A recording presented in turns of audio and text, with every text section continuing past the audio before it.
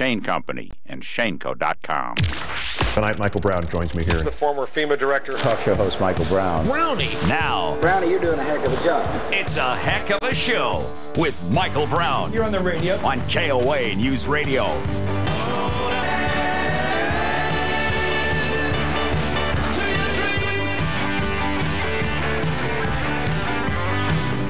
Last night, I had something interesting happen during the program that I thought we might talk about. And if you have an opinion about something I'm about to say regarding what happened last night, give me a shout at 303-713-8585. So here's what happened. And I've been thinking a lot about this today, and I'm not quite sure where I've come about on this issue. So let's get right to the issue, right? I don't even know what the topic, I know the topic last night was, I was on some tirade about political correctness, and I think it had to do with the students down in Gilbert, Arizona, that had gotten in trouble for wearing particular apparel, Make America Great Again apparel. And then we had a caller from Tucson who explained or told all of us, that at least in the Tucson area, teachers wear red on Wednesdays for a National Education Association program called Ed for Ed, or Red for Ed. Yeah, Red for Ed. Or maybe Fred for Bed. I don't know what it was, but something like that. We have a couple of, maybe 3 or 4, actually, if you count Twitter, Facebook, and YouTube. Between those 3 social media platforms, I probably have 3 or 4 ministers, pastors, preachers, whatever you might call them in your religious world. I call them ministers, that watch and listen to this program. And I'm honored by that. I'm honored by everybody that listens. But when you consider how crass and irreverent that I can be at times, political correctness arguments are going to go on forever. I think there are a lot of arguments, a lot of contentions about politics, culture, about entertainment, about food, about whatever topics it might be that we discuss, that there's never going to be an answer. And people are always going to have a particular position or an opinion, and there's never going to be a consensus. And when you think about just the term consensus, there is rarely in life consensus about anything. I'm not sure that there is consensus that we all agree that the sun's going to come up tomorrow. Now, I think that it will. I don't think that we will experience the end of the world tonight, but hey, you never know in this program. Who knows? Perhaps Christ will decide he wants to use this program to announce to the world that, yep, I'm back, and it's over. But this one individual said, I would like for all of us to learn how to be kind to one another. That would help all sides. Now, I don't know whether that was a generic statement because I do think that you can have very serious political disagreements. You can have very serious disagreements about your favorite restaurant. You can have very serious disagreements about what I wear or what you wear, or how I comb my hair or how I don't comb my hair, or any number of things. The fact of life is, because we're all individuals, each unique in our own way, that there is inherently a clash between people. I think there's a difference between clashes that people have over opinions about things and being kind to one another. I try to be kind to people that I engage with. Do you know how much latitude, how much distance, and by that I mean getting along, you can get so much further along. Just a smile, just a wink, a simple thank you. The kinds of common courtesies that I think, at least I can only speak for the way I was raised. My parents, my aunts and uncles, all of my kind of extended family were the kind of family that you showed respect for one another. Yes, ma'am, yes, sir. May I be excused from the table? Learn to make up your bed every morning. They're just, and always saying thank you, hold the door open for a woman, all of those kinds of things that I think a lot of people see today as somewhat quaint. Instead, I don't see it as quaint. I see it as civilization, being civilized. But I think that's separate and apart from, and I think maybe this is my lawyer training, I think that's separate and apart from making a staunch, serious, cohesive argument about a particular position, whether that be your favorite restaurant, a public policy issue, any number of things. I know I'm irreverent on this program. I'm irreverent to speak. But when you think about my upbringing in a family, in a very close-knit nuclear family, where my dad worked for the same place, he and these two other guys had a commercial printing operation.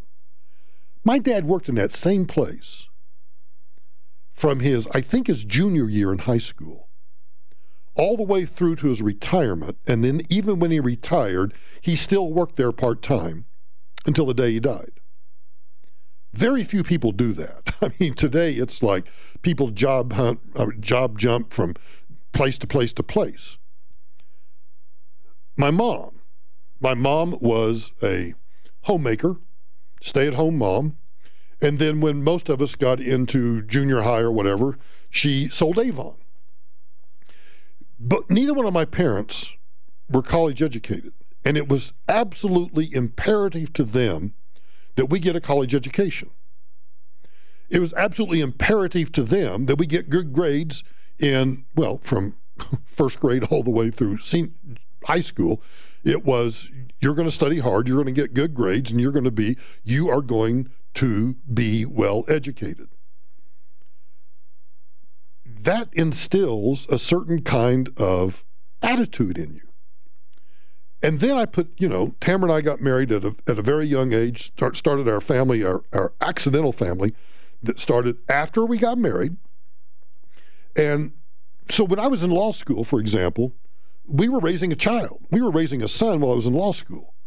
So I'm working, going to law school, raising a child, married, doing all of these things. And so when people tell me, for example, that, I think we had a guy call in the other day that was really kind of whining about he couldn't work.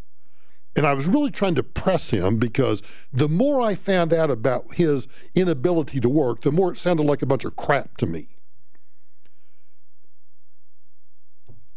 I also think, in my political experience, having run for Congress and got my butt beat, having been involved in political campaigns my entire life, literally my entire life, since about the age of 6, all the way up through becoming the Undersecretary of Homeland Security, managing some 30,000 people, dealing with life and death matters, I take stuff pretty seriously. And so when people tell me they're going to do something and they don't do something, or vice versa, any number of things, I tend to, as Angie will tell you, I tend to get pretty persnickety about stuff. Just because I think that having been through a lot of the things that I've been through, you just have a different attitude. I'm not, even though I think people would say I'm a fun person to be around, I've got a wicked sense of humor, and can hold my own with anybody. I say all of that to go back to the issue of kindness. I can be kind to somebody at the same time that I'm cutting their guts out, make you smile, and make you think to yourself, oh, thank you, Mr. Brown. Could you also remove the small intestine while you're in there too? I think we conflate kindness and political disagreements in a way that we should not conflate those. Because I think that what we should actually do is take principled stands on what we believe in. And I think that's why there's such a division in the country today. It is not because anything is different than it was 100 years ago or 200 years ago or 20 years ago. It is that our politics as one party, actually, let me rephrase that.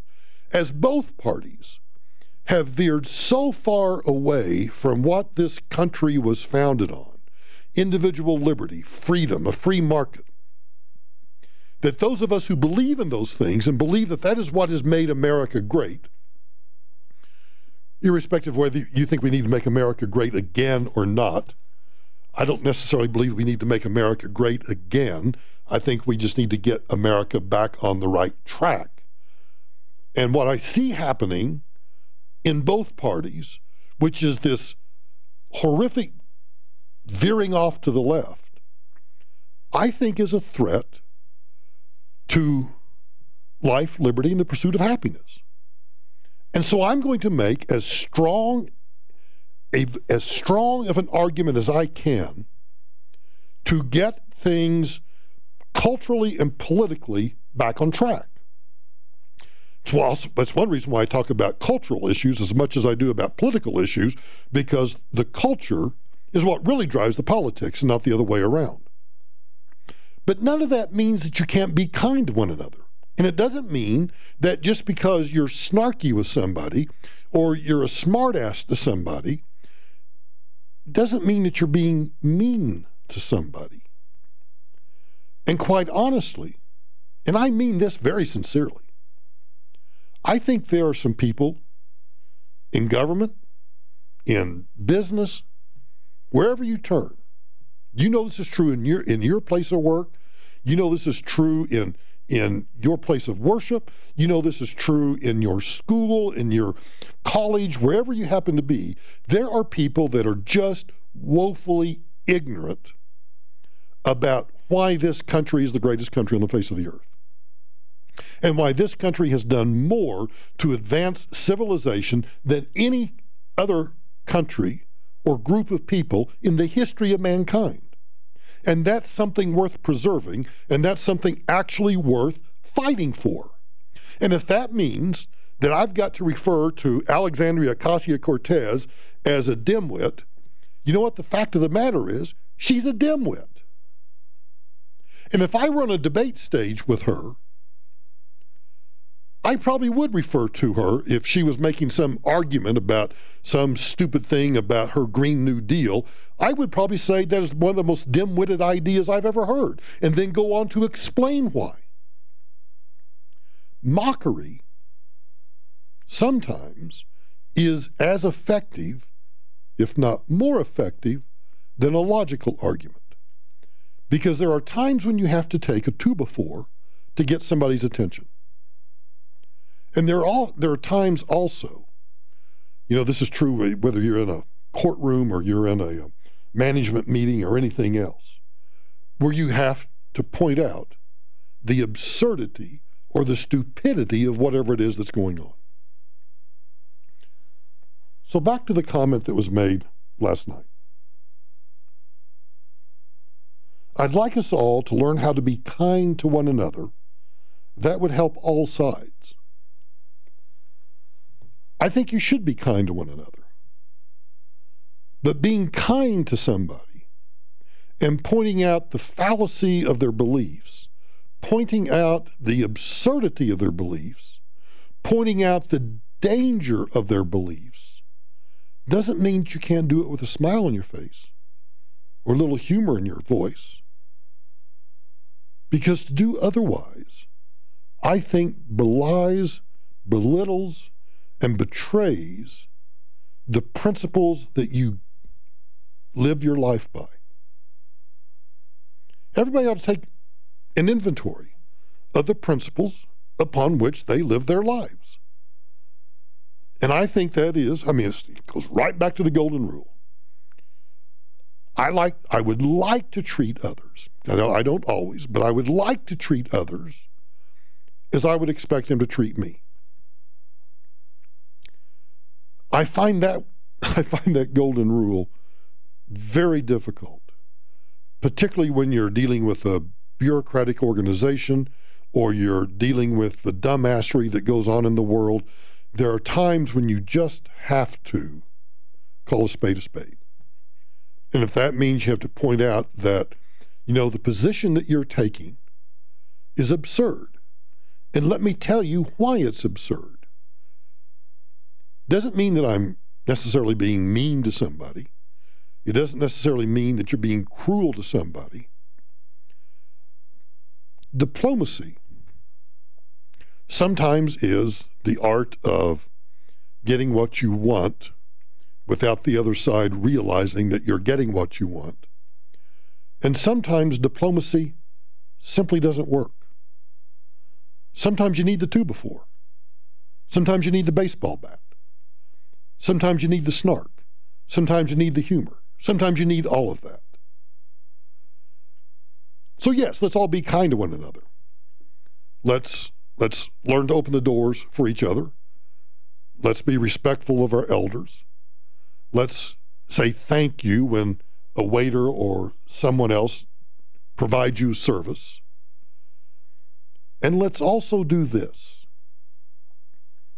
because I think the other side of that coin is when someone or something or whatever, you're in a department store, you're in a restaurant, you are anywhere, and you either get lousy service or the service doesn't meet the expectations based on how much or what you're paying for.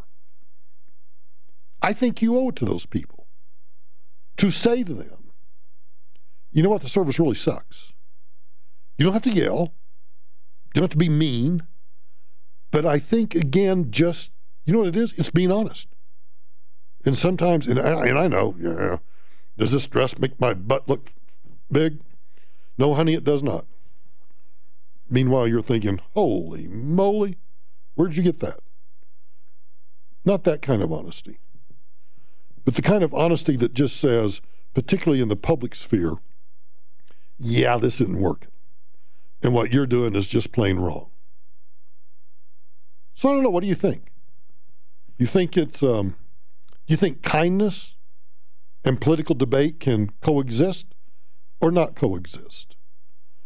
And how do you explain to someone, again, like I'm going to pick on Alexandria Ocasio-Cortez tonight. How do you explain to someone who is truly, she may be a sweet person, but is truly an airhead when it comes to economics, when it comes to scientific issues, when it comes to just logic? I don't think her brain can process any of those things. I truly think she's a dimwit. And if she and I were having a debate in this studio, and she says, well, in fact, some of the things that I'm going to tell you that she has said over the past 24 hours, I think you would have to agree, man, did you think about any of that before you opened your mouth? In fact, hang on. We might as well just go straight to that, because the first one we're going to get to tonight has to do with her whole concept that she's so much better than the rest of us when it comes to the environment or the climate or anything else. So stay tuned and listen to what she has to say and see if you don't agree. Yeah, she's just a dimwit. You're listening to Michael Brown on KOA News Radio, 850 AM, 94.1 FM, and always on the Michael Brown Show page at KOANewsRadio.com. tomorrow on Colorado's Morning News. The chilling words of a killer. We're going to hear the latest Chris Watts jailhouse tape. We'll take a look at how much our recent snows are helping state watersheds. And as the weather gets a nice warm-up, join us starting at 5 on KOA News Radio. You know, if your business is not getting leads and traffic through your website, if your company has a lousy rank in Google, then I want you to call the digital marketing experts that I'm using to build my new website. Get Found Fast has been helping businesses develop internet strategies to generate leads for over 12 years. SEO, social media, reputation management, and awesome state-of-the-art websites like they're building for me. Let Get Found Fast do a free analysis of your website and your online presence. It takes less than 10 minutes, and you do it by phone. Go to getfoundfast.com. That's getfoundfast.com. AAA insurance agents are not superheroes. They can't protect all of mankind from the deception of the cyber world, but they can use their special AAA powers to get loyalty pricing from a local agent. They can't move mountains, although they can single-handedly bundle an insurance package with up to 20% in savings. AAA agents are not superheroes, but they are your local heroes when it comes to AAA insurance, membership, and beyond. Get an insurance quote online at AAA.com. Did you know that Gravina Windows and Siding in Denver at 950 West Evans has so many choices for customers? We can provide windows, doors, or siding for anyone, whether it's for your home, apartment complex, or condominium. Our service and workmanship is unsurpassed. Over 50 lines of vinyl, wood, fiberglass, and aluminum windows and doors. Not to mention all the different kinds of siding we carry, like wood, composite, steel, or vinyl siding. Gravinas can cover your overhangs as well as providing new seamless gutters. We can make your home maintenance free. We are in Denver at 950 West Evans. You can visit our beautiful showroom or call for a free in-home estimate. Please call 303-GRAVINA. Northern Colorado, call 970-GRAVINA. Beware of imposters. Gravina's has the greatest windows and siding.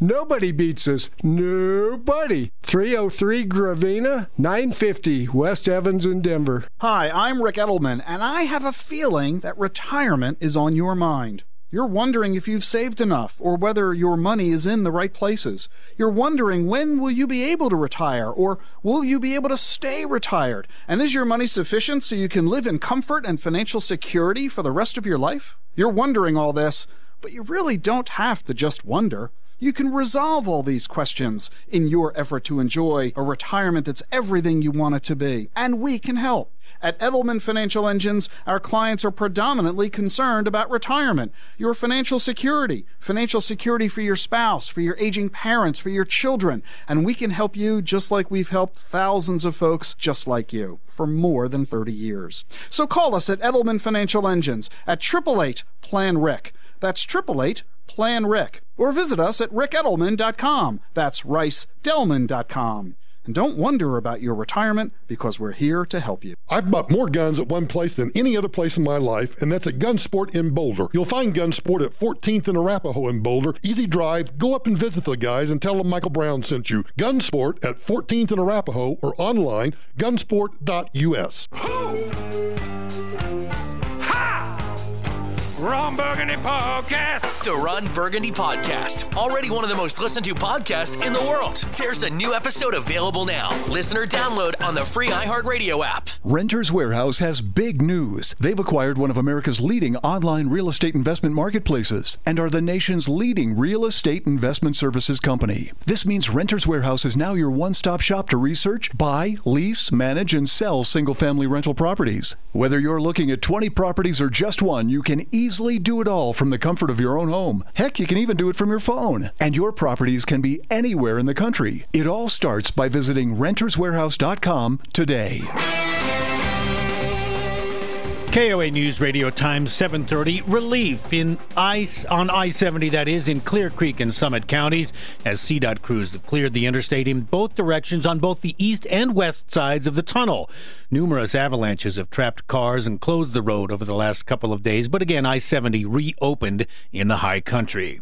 The First Lady has held a town hall event in Las Vegas to address the nation's opioid overdose crisis. Melania Trump reporting opioid overdoses kill more than than 70,000 Americans every year. More than 8 lost lives per hour. The First Lady outlining what her husband's administration's doing, from tougher opioid prescription restrictions to stricter border enforcement that would stop heroin shipments. Andy Field, ABC News. Secretary of State Mike Pompeo says China and the U.S. are on the cusp of a trade deal. A summit could happen at President Trump's Mar-a-Lago resort in Florida later this month. Next update at 8, David Kale, KOA News Radio, 850 AM and 94.1 FM.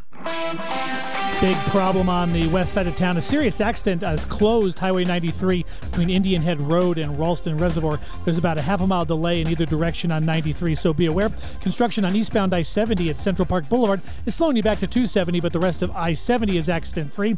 I-25 is back to posted speeds in both directions across town. C-470 is problem-free at the moment. CBS 4 weather. Tonight, clear, low of 15. Tomorrow, partly to mostly sunny, high of 44, currently 26 degrees. This report is sponsored by Indeed.com. Indeed, used by over 3 million businesses for hiring, where business owners and HR professionals can post job openings with screener questions, then sort, review, and communicate with candidates from an online dashboard. Learn more at Indeed.com/hire. I'm Darren Copeland with KOA News Radio, Colorado's news, traffic, and weather station. It's our one and only sale of the year, and it's going on right now. The anniversary sale at Williams Jewelers of Inglewood. We've marked down fine jewelry and timepieces all over the store. Major markdowns and case after case up to 50% off. Discounts on designer jewelry, Swiss watches, designer bridal, even diamonds, and our famous estate jewelry. It's all on sale. Imagine designer sterling and gold you never see marked down, up to 50% off. Selected Swiss watches up to 40% off. In designer bridal, we can't even say on the radio. It's all on sale at our lowest price of the year. If you're thinking about getting engaged, guys, have we got a deal for you. The anniversary sale at Williams Jewelers of Inglewood. Our one and only sale of the year. At Williams Jewelers, we can make diamonds a part of your life. Williams Jewelers in Inglewood. From anywhere in Denver, we're in Inglewood at Bellevue and Broadway. But hurry, it all ends Saturday, March 30th. I should have had Done Right do it. Don't be that person that says this after ordering your remodeling project, right, Dad? You've got that right, Todd. Hi, folks. Dan Cicchini, owner of Done Right Kitchens and Baths, Windows and Doors. Simply put, we make people happy. Ever since the 80s, we've proven ourselves by being picky. Tell the folks, Todd. Well, there's only one way we'll resurface cabinets. 1/4 inch, glued and nailed. Replacement kitchens, only custom-built cabinets by our own people for a fabulous look. Bathrooms, you can count on the tried-and-true Done Right bathroom renovation system. And windows and entry doors? Dad, how about your 2 cents worth? Well, it starts with a quality window or door, yes, but I'm here to tell you that preparation, installation, and finish are exactly why they'll be able to join those that say, Done Right, did right by me. So folks, whether it's kitchens, baths, counters, or floors, or even replacement windows and doors, as always, you have our word. We'll treat you right at Done Right. 303-722-2295, 800-362-8370, or drhi.com. The iHeartRadio Music Awards. One night where we celebrate the artists you thumb up year-round on the iHeartRadio app. Y'all having fun yet? And we want you to experience the awards just like the artists. We'll fly you to L.A. You'll walk the red carpet and experience the iHeartRadio Music Awards VIP with front row seats. Open the iHeartRadio app and listen to the iHeartRadio Music Awards station, and you're automatically entered to join us and get some of the best IG photos of your life. iHeartRadio. Your music, your stations, your podcasts, all free. Can't wait on hold? Text Michael at 56690. Now, back to Michael Brown on KOA News Radio. I like to dance under street lamps and walk upon the clouds.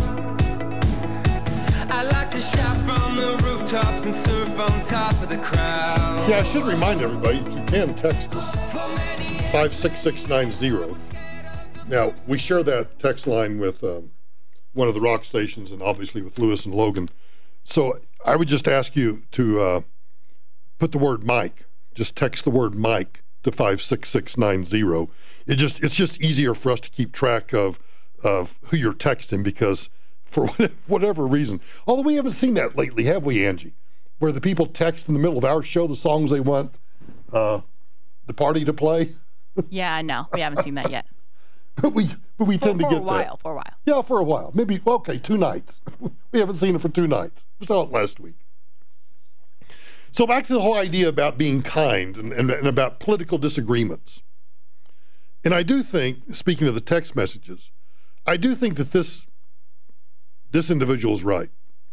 Mr. Brown, don't you feel that since we're all tied up in our phone, computer, and such, we've become less caring and less kind? Yeah, but I don't want to attribute all of that to computers and phones. It's clearly easier to attack somebody when you're hiding behind a laptop screen or your phone or your tablet. It's a lot easier to do that. I think, though, more so than just what social media has done. Now, I really am going to sound like the old man on the lawn yelling at the kids to get off my lawn. I think there is a whole several generations that have not been brought up having learned the basic courtesies of how to go through life. And by that, I mean just the simple things. I keep giving the example of just opening the door for someone, giving your seat up on, you're waiting in a doctor's office. You're waiting in, I had to wait at King Soopers the other day for a prescription I had screwed up my foot. And so waiting on some pain meds. Oh, love pain meds. And there was, I was sitting there and I was on my phone, right? I'm on my phone, scrolling through Twitter, scrolling through Instagram. And this elderly gentleman comes over and there's no place to sit. So I stand up and give him my seat. Not patting myself on the back, but I wonder how many other people would have done that. I wonder how many other people would have been conscious enough to even know that there was somebody there that was older than them that might like to have taken a seat. I think that's kind of what tablets and social media and their phones have done to us, is it's made us oblivious to the world around us. It drives me nuts. It truly drives me nuts. Tamara and I, yeah, maybe it's because it was an older audience. But Tamara and I have been to 2 concerts recently. Not recently, but 2 concerts. Okay, the last 2 concerts we've been to is the way to describe it. Van Morrison and Elton John. Van Morrison in Las Vegas and Elton John at the Pepsi Center. We were surprised, and maybe it's because of the age of the audience that was at both of those concerts. People weren't, as a group, sticking their damn phones up in the air and not knowing how to turn the flash off and taking photographs. Now, at the Van Morrison concert in Vegas, there was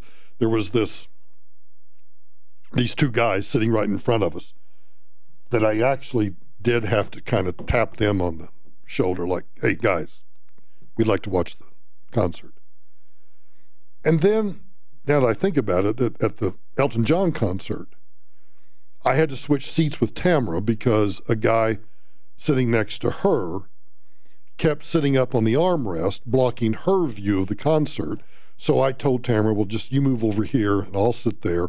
And then I found myself getting irritated because I'm having to lean forward and around because he's got his butt in my face. And so once again, tap, tap, tap. Excuse me, I can't see. I think it's, and I have a theory too. Go to the grocery store tomorrow. Go to the grocery store. Get a cart so you don't look like some creeper just walking around the grocery store.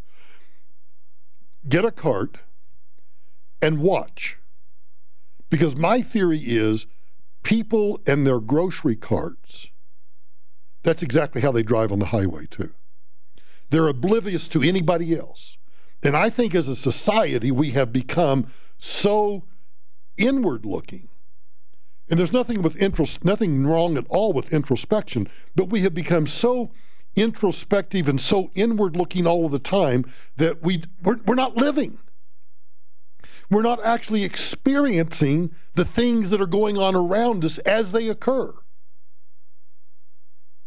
I used to, in fact, I still own, in fact, I guess you could call me kind of a hoarder, a collector of different things. But one of the things I have are, I got cabinets full of cameras, 35 millimeter cameras and now digital cameras, because I used to, and I actually kind of miss it, of doing photography. But what I have found with this device, the smartphone, is it's made it so easy to record our entire lives all day long, 24 hours a day, 7 days a week, that too many people aren't A, aware of what's going on around them, or B, just actually experiencing life as it occurs. So when Steve sends the text message that says we're all tied up in our phone, computer, and such, and that makes us less caring and kind, I think being less caring and kind is a result. What's really happening is we're not going through life paying attention to either those around us or what's happening around us. I laugh at people. Oh, God, I'm so bad about this. I never want anybody to get hurt, okay? I do not want anybody to get hurt. But I would just, true confessions, when I'm driving down the interstate and I find somebody that's kind of crossing the white lines, kind of weaving a little bit, or slowing down and speeding up, my first reaction is, oh, good Lord, we got a drunk driver on the road. And so I, as wide a berth as I can, get around them so I can get in front of them and get on my way. And what do I actually discover? Most of the time it's somebody on their phone. And I find myself thinking, I don't want you to get hurt, but wouldn't it be poetic justice for you to have a nice little fender bender right now while you're on your phone?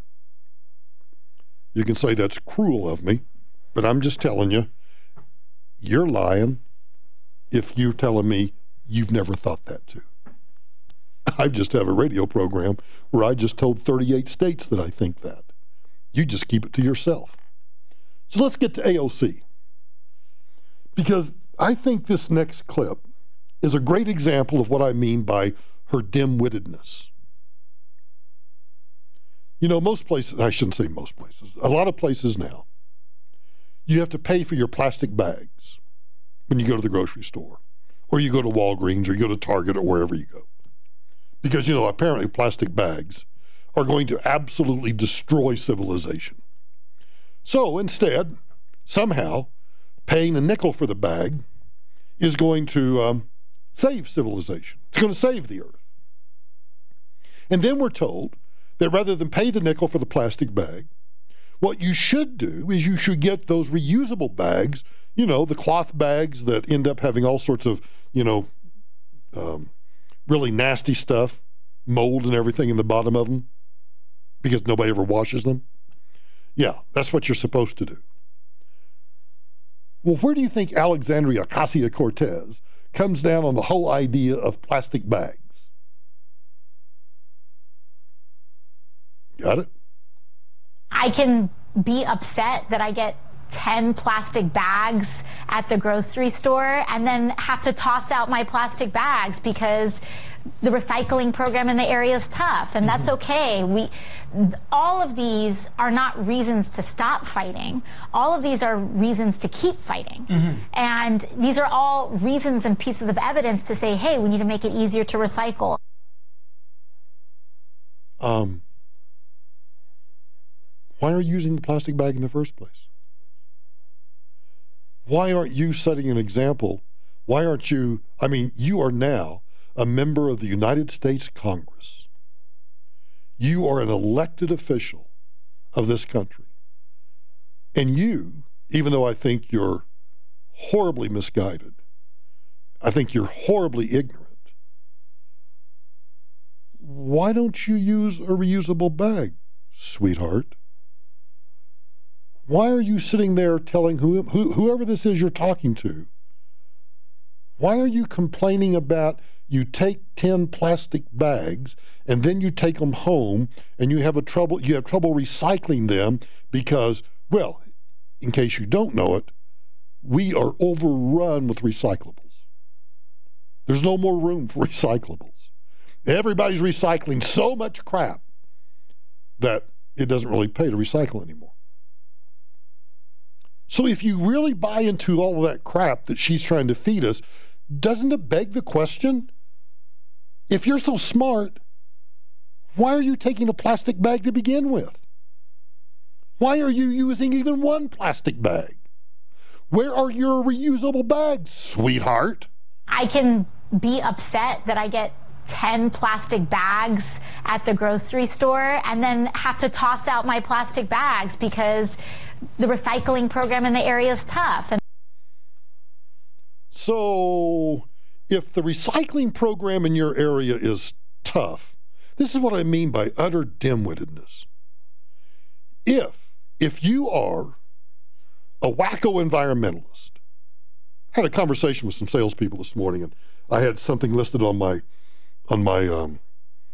list about environmental things, and I said in a comment that we should use the environmental angle in some of these sales pitches, and they all looked at me like, "Are you an environmentalist?" And I said, "Look, here's the bottom line is, I don't want dirty air. I don't want dirty water. I don't want to leave the environment worse off. But we haven't reached any sort of consensus. We haven't reached any sort of even partial agreement on how clean is clean.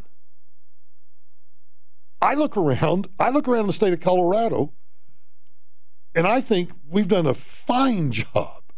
We've done a hell of a job of cleaning up the environment and cleaning up the air in Colorado, particularly along the Front Range, where we tend to get inversions. We've done a lot to get the particulates out of the air. An awful lot. But still, even though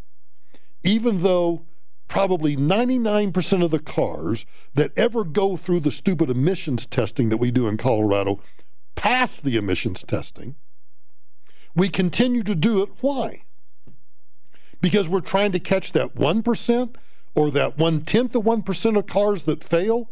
Well, if only 1/10 of 1% of the cars are failing the emissions test in Colorado, how big of an effect is that having on the environment?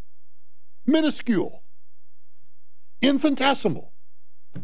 It's not even measurable. But oh no, we got to test our cars for emissions because, one, we've set up a government program. Government programs never go away, and somebody's making money on it. So, Alexandria, let me ask you, sweetheart, just a simple question.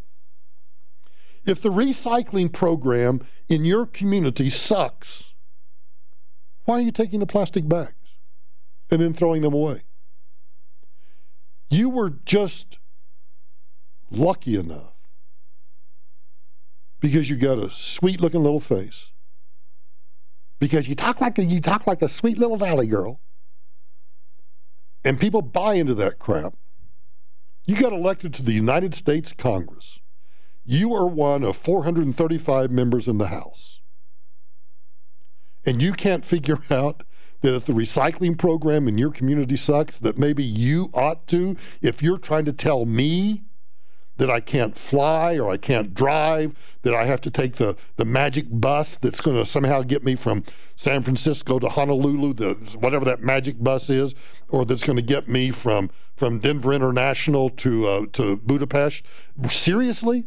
You're going to lecture me about those things, and you can't figure out that you ought to not take the plastic bags in the first place? Then you are a dimwit. You're not stopping to even think about what you say. All you know is We talked last night about the Alex Jones soundbite, where Alex Jones says that 5G is going to make our DNA rattle around in our bodies somehow. I think her DNA is rattling around all the time. I think the neurons in her head are just rattling around. And I think all she does, I think she just thinks to herself about she's got to save the planet somehow. Somehow that's her new thing. We heard today, those of you who don't live in Colorado, I-70 up in the mountains has been closed for most of the day because there have been avalanches. What I hear are historic avalanches until you find out, okay, well, what do you mean by historic? Like since the Continental Divide was formed? Or like in the past 200 years? No. I think in one case it was 1963 and the other was like 1980 or something. That's historic. Okay. If that's what you want to call it, you can call it that. And I guarantee you sometime this week, somebody somewhere is going to claim that the reason we have avalanches somewhere along I-70 that are historic is because of climate change, right? Which I hope somebody makes that argument. Because if climate change is what's causing the avalanches along I-70, can you imagine the entire interstate? I mean, there are very few ways to get west of Denver and to get anywhere towards Salt Lake City and onto California, except along I-70. And that's been shut down, literally shut down almost all day today. Or I think actually since maybe part of last night too. So everybody's got to go, either truckers have to just stop and sit, or they've got to go hours and hours and hours out of their way. Somehow that's going to get tied to climate change. And I hope somebody does it, because you know why? I thought we were worried about global warming. And now we've got record snow and record avalanches going back 40 or 50 years. Oh, Jiminy Christmas, yeah. If that's historic, I belong in a museum. And we got Alexandria Ocasio-Cortez telling us that if the recycling sucks in your community, you got to throw those plastic bags away, and that's going to destroy civilization. Do you think she even thought through what she was saying?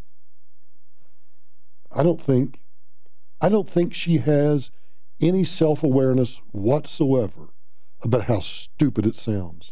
I can be upset that I get 10 plastic bags at the grocery store and then have to toss out my plastic bags because the recycling program in the area is tough, and that's okay. And that's tough, but it's okay. I mean, what is it? Is it tough? Is it okay? So it's all right now if I take my plastic bags and instead of using them for poop sacks with the dogs, I can just start throwing them away. Is that okay? Because I find it fascinating too that don't get me down on this rabbit hole now, but I find it fascinating that wherever you go, in a dog park or you're walking your dog, you got to pick up your dog poop, right?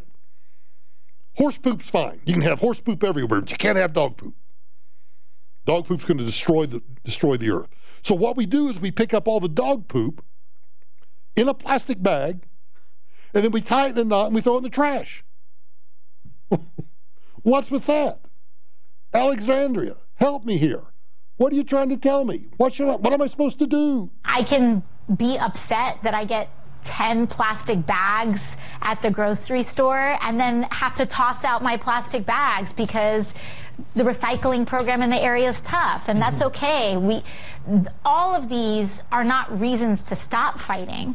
All of these are reasons to keep fighting. And these are all reasons and pieces of evidence to say, hey, we need to make it easier to recycle. How about you not have to recycle at all? How about you just use your reusable bag? Maybe she's never heard of a reusable bag. Because, she's comes from an affluent family, and I'm sure that they would never be caught carrying reusable cloth bags. No, she's too cool for that. So, yeah, there's my example of I can call out somebody for their dim-wittedness. I can point out how stupid they are.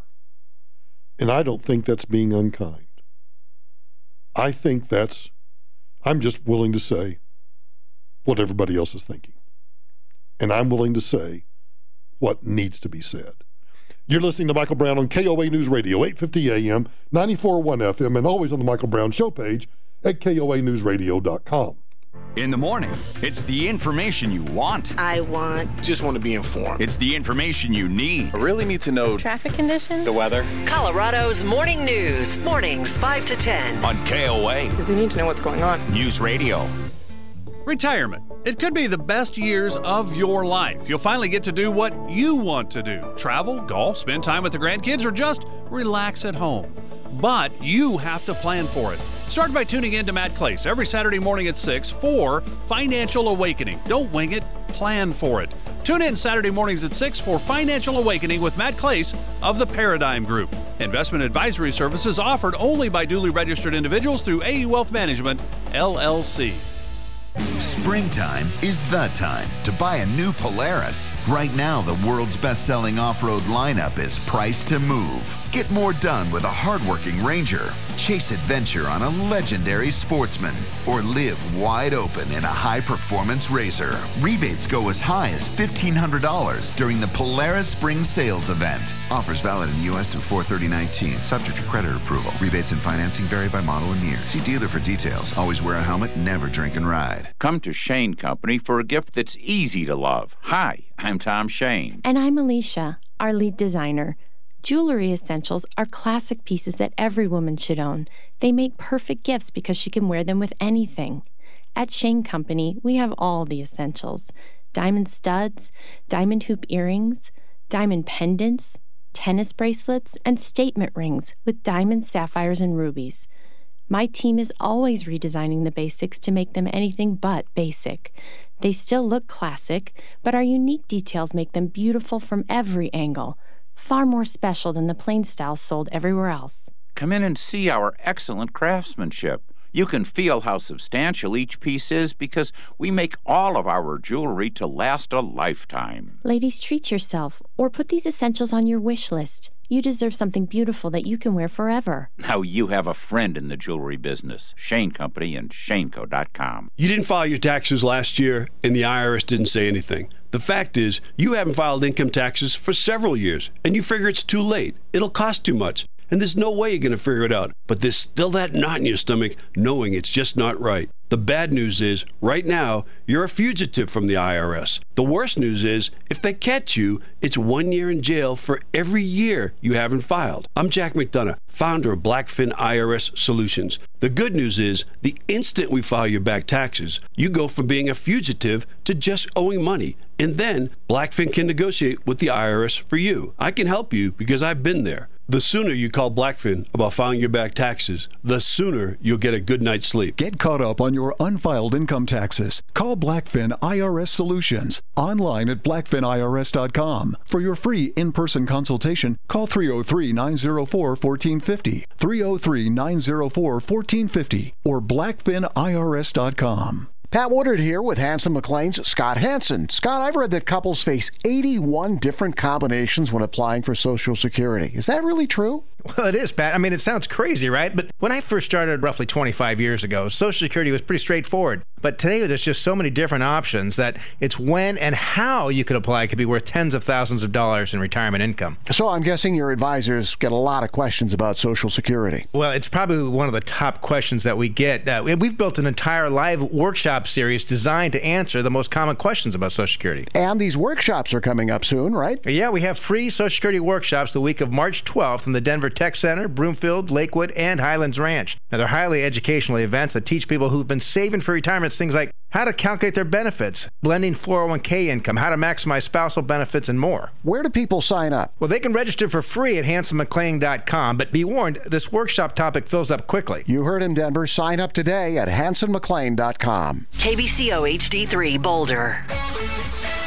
This is an iHeart radio station. KOA News Radio, 850 AM and 94.1 FM. the 50,000-watt blowtorch of the Rocky Mountain West.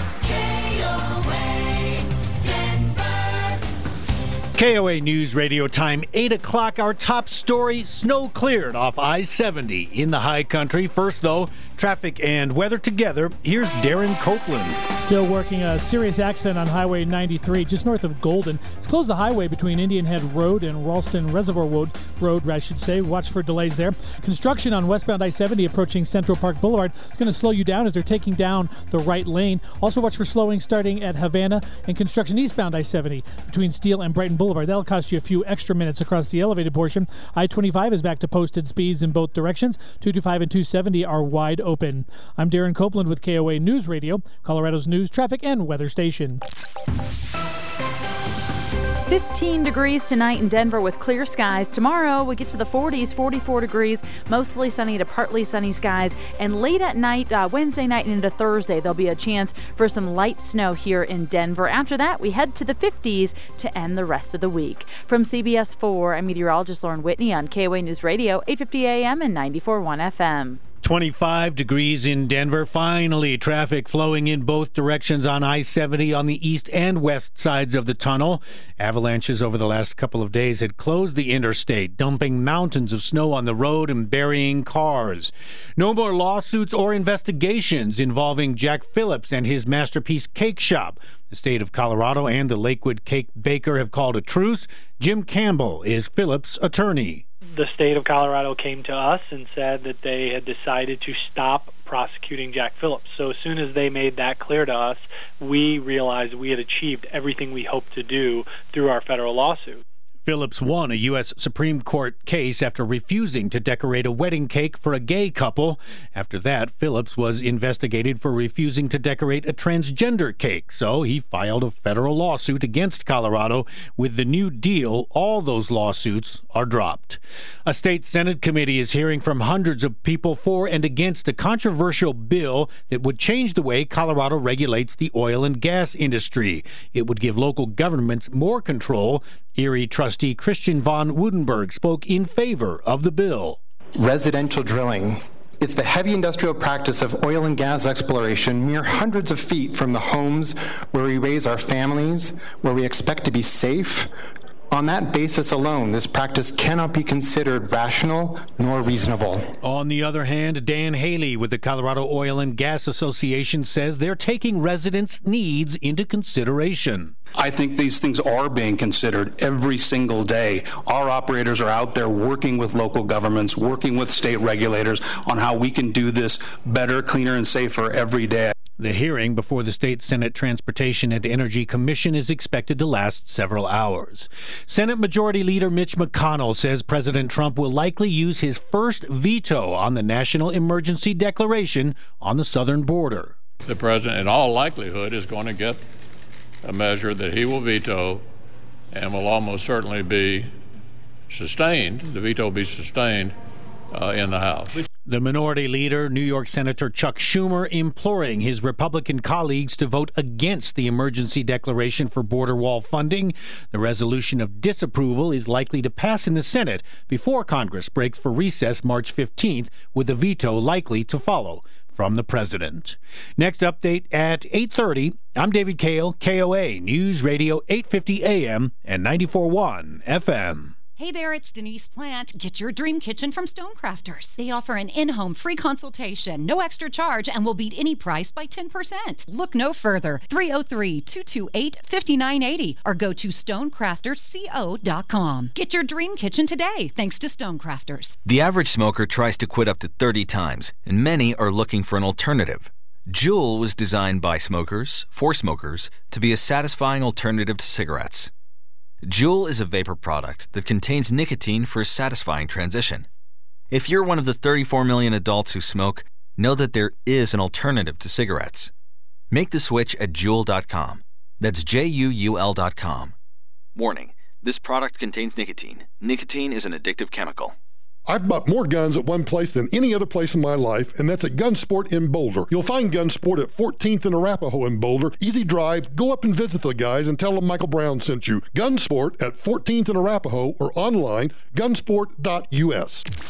Tonight, Michael Brown joins me here. This is the former FEMA director. Talk show host Michael Brown. Brownie. Now. Brownie, you're doing a heck of a job. It's a heck of a show with Michael Brown. You're on the radio. On KOA News Radio.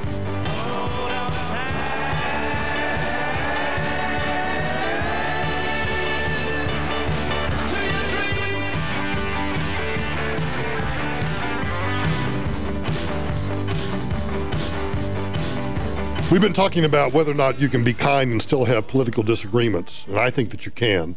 In fact, I think that kindness and political disagreements get conflated where they shouldn't be.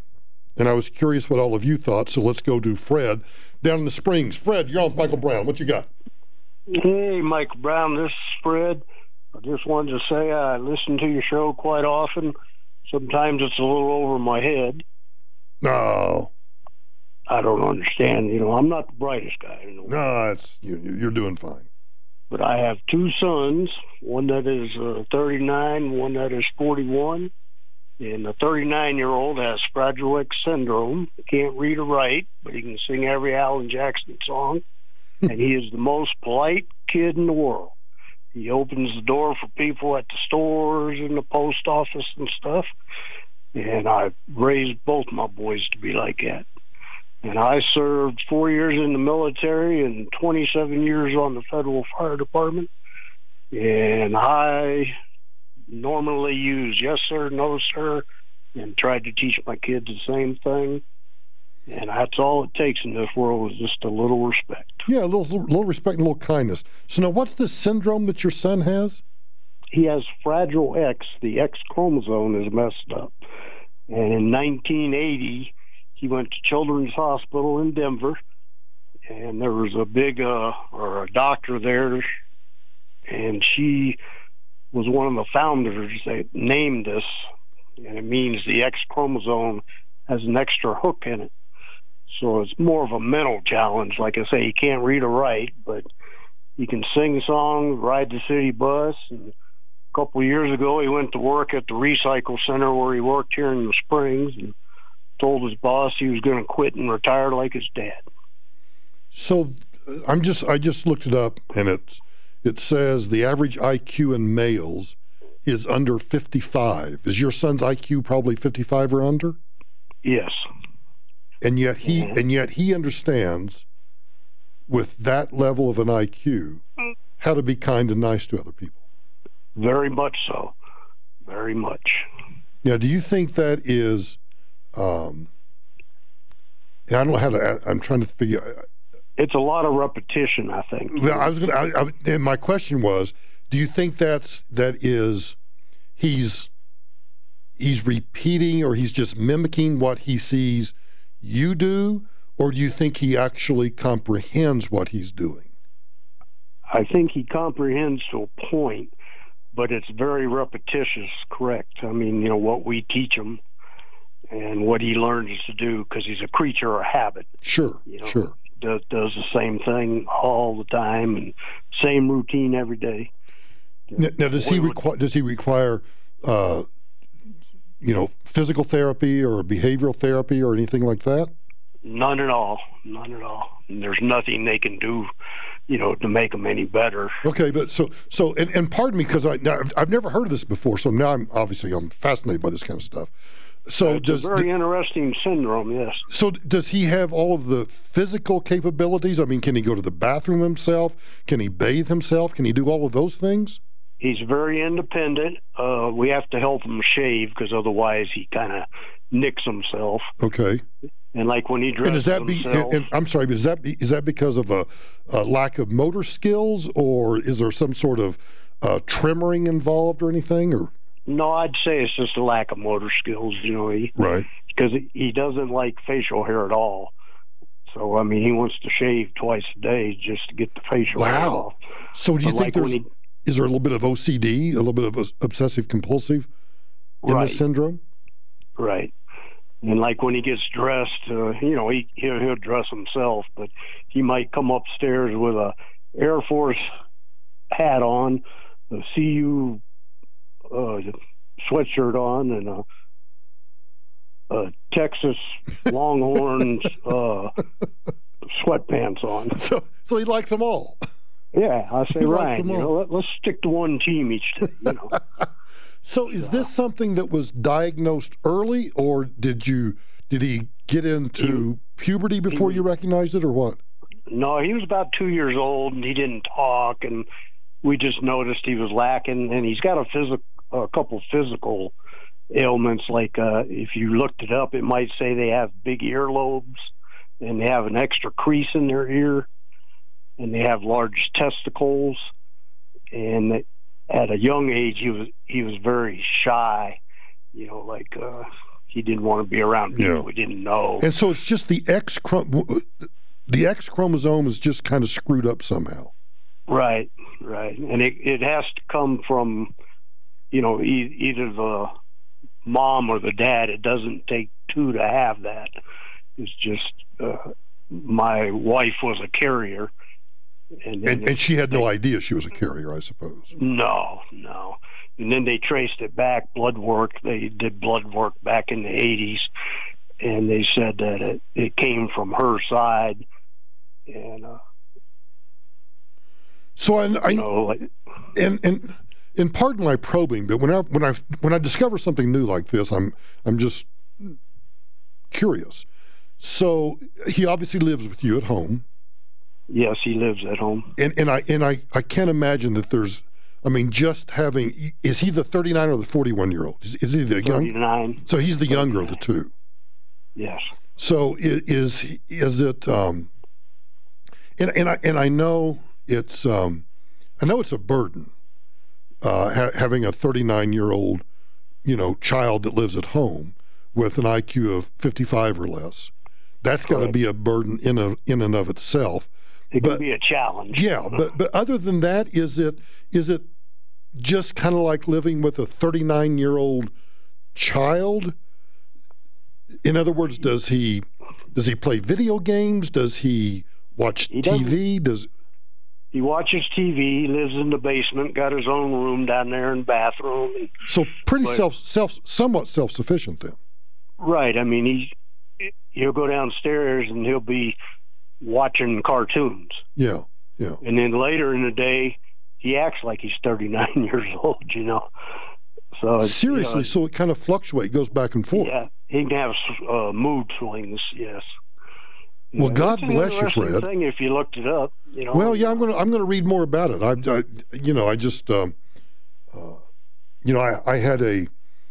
had a cousin who was Down syndrome.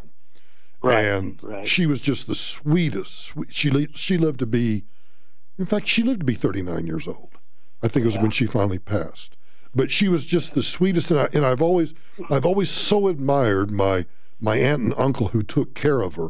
And so when I hear stories or I learn about situations like this that I've never heard about, I got to tell you, Fred, my heart goes out to you because it's just got to be a challenge. At times, he won't fly on an airplane. We took him on a plane years ago, and this was way before the 2001 stuff. When we started to land in Virginia, we flew out to the state of Virginia, and he got nervous, didn't like that, and he stood up and said this plane was going down. Oh, Lord. Now, if you did that today, it'd be going down all right. Yeah, you'd probably, and bless your heart, you'd have flight attendants, and you'd have air marshals and everything else. Oh, good grief. He won't fly, and he doesn't like heights. Like if we take him to concerts, he likes to sit low. Yeah. He's got his quirks. So, well, it's a good thing that you and I don't have any quirks. Oh, hell, I got a bunch of them. I'll tell you what, we should just, thanks for the call, Fred, and God bless you too. We should just make a list of all the quirks I have some night, Angie. We should just, have a quirk night. Let's go to Gary in Aurora. Gary, you're on with Michael Brown. What you got? Oh, Michael, thank you. It's good to talk to you. I'll start it off by saying I think that some people in some places gave you a bad deal, as they say, and we won't go any further with that. Seriously? I can't imagine what you're talking about. I followed you all through that, and I said, oh, well, you live in a swamp, you die in a swamp. That's exactly right. And God bless that fellow that was just on and his son, and they must be great parents. Yes, absolutely. The other reason I called was because I can't even remember her name, the knucklehead that you talked about earlier. Alexandria Ocasio-Cortez. What's her last name? Ocasio-Cortez. She has a hyphenated last name. Okay. Yeah. Well, she's a total idiot, and they deserve to have her. She's from New York City. For somebody who supposedly took economics in college, I wonder what college that was. But anyway, well, I guess we know, but I'm not going to say any more about that. But my biggest concern is the Californication of Colorado still. Are you there? Yep. And I think at this point we should just start charging anybody who moves here from California $100,000 period for the privilege of living in Colorado, because they're trying to ruin our state with their nonsense, their craziness, their lefty knucklehead stuff that they bring here. And of course we have the new governor, who is an interesting case in whatever you want to say. Let me debate you just, Gary. Let me debate you just, Gary. Hang on, Gary. Can you hear me? Hang on a second. Yeah. Hang on a second. I want to disagree with you a little bit. Okay. The Californication of Colorado, I do believe is a real thing, but there's a part of me that is beginning to wonder, how long does someone live here before they actually become a true Coloradan, and how much of what's going on now do we have ourselves to blame for? Because when you look around at some of the stupid stuff going on, particularly right now in the Colorado legislature and with Governor Polis, I'm thinking to myself, I'm not convinced these are Californians doing it. I think it's Coloradans doing it. Well, absolutely. I've lived here since I got out of the service in 1971. My wife is a native, and we're hammering on the people that may or may not vote yes or no or whatever to this. That 1032 is a total obnoxious piece of junk, and the people that are trying to proceed with it are junk. You don't teach a 4-year-old that how do you have sex with a person of the same sex. It's crazy. But let's go back to your point about it being because of people moving here from California, because a lot of places, but yeah, right. So I guess my question is, I'm beginning to, I guess I've kind of moved on from the whole people moving here from California, they're the problem. I'm now beginning to say, okay, let's look at ourselves. I'm really beginning to think it's not you and me, because you and I disagree with all this stuff, but I'm beginning to think that we have now morphed into, these people have been here long enough, that it's us. We're doing it to ourselves now. Oh, absolutely. I should say that that's probably 50-50 anyway. So it's the red flags. And yes, I will go practice my shooting just because I enjoy shooting, and I'll do this, and I'll join that club that you advertise for, and all that stuff. It's just not. It's beyond belief that the kind of things that they want to say is okay, and I think that's why it's important to go back to the original point that started this whole conversation. Is I think it's still incredibly important that people be, exercise common courtesy, be nice to one another, but that doesn't mean that I have to accept that when you're doing something that I think is truly just ignorant or stupid, that I should be willing to, and I should be comfortable enough in my own skin to point out that what somebody is doing legislatively, that they're doing politically, they're doing culturally, however they're doing it, that it is stupid, that it is ignorant, and that I'm opposed to it. And I think we are where we are now because of political correctness, and too many people are not willing, and I'm not saying everybody has to be like me, but I guess I'm at that stage of my life, I don't give a rat's ass. And when I come across something that I think is stupid, that I think is taking the country or the state the wrong direction, I feel an obligation, not just because I want to argue with somebody. I actually feel an obligation that I have to point out that it's stupid. And sometimes I feel like I'm just Don Quixote and I'm just tilting at windmills, but nonetheless, I feel like I got to do it because nobody else is. And I'm pleasant when I talk to people who have a different view, and there's no reason to get otherwise. I'm 71 years old. I'm not going to get, in a battle with people over this stuff. It's just that my grandchildren, I have 4 grandchildren living in this state, two boys, and, the thought of some of this stuff being presented to them in a classroom and a requirement to listen to this garbage, I guess that I'm not real pleasant with. I'm not, I can't accept that. And I totally understand that. And I think that's why people have to, I say it at least once a week, if not more often. If you have kids or grandkids or great-grandkids, or you got close friends that have kids in school, you ought to have this discussion. You should be having the discussion about what is the curriculum. You ought to be having the discussion about what is the sex education bill. You ought to be having the discussion about what the red flag bill is. You ought to be having the discussion. You ought to be willing to do that, because it is going to be our fault if we continue down the path that we're continuing down and we don't do what we can to either slow it down or to move things back around to where they need to be. Then when you meet your maker, or when somebody asks you, well, what did you do to try to stop it? And you didn't try to do anything, or you just bitched and moaned about it, but you didn't really actually try to do anything, then I think we have to share a lot of the blame.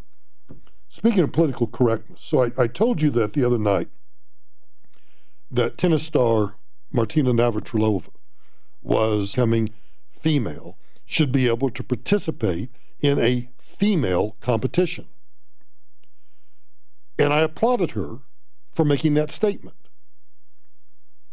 I have bad news. What I really wanted to do was try to open up the debate about equality and fairness in relation to transgender participation in women's sport. Do you hear the apology coming? The social justice warriors came out in force. She has now apologized for actually speaking the truth.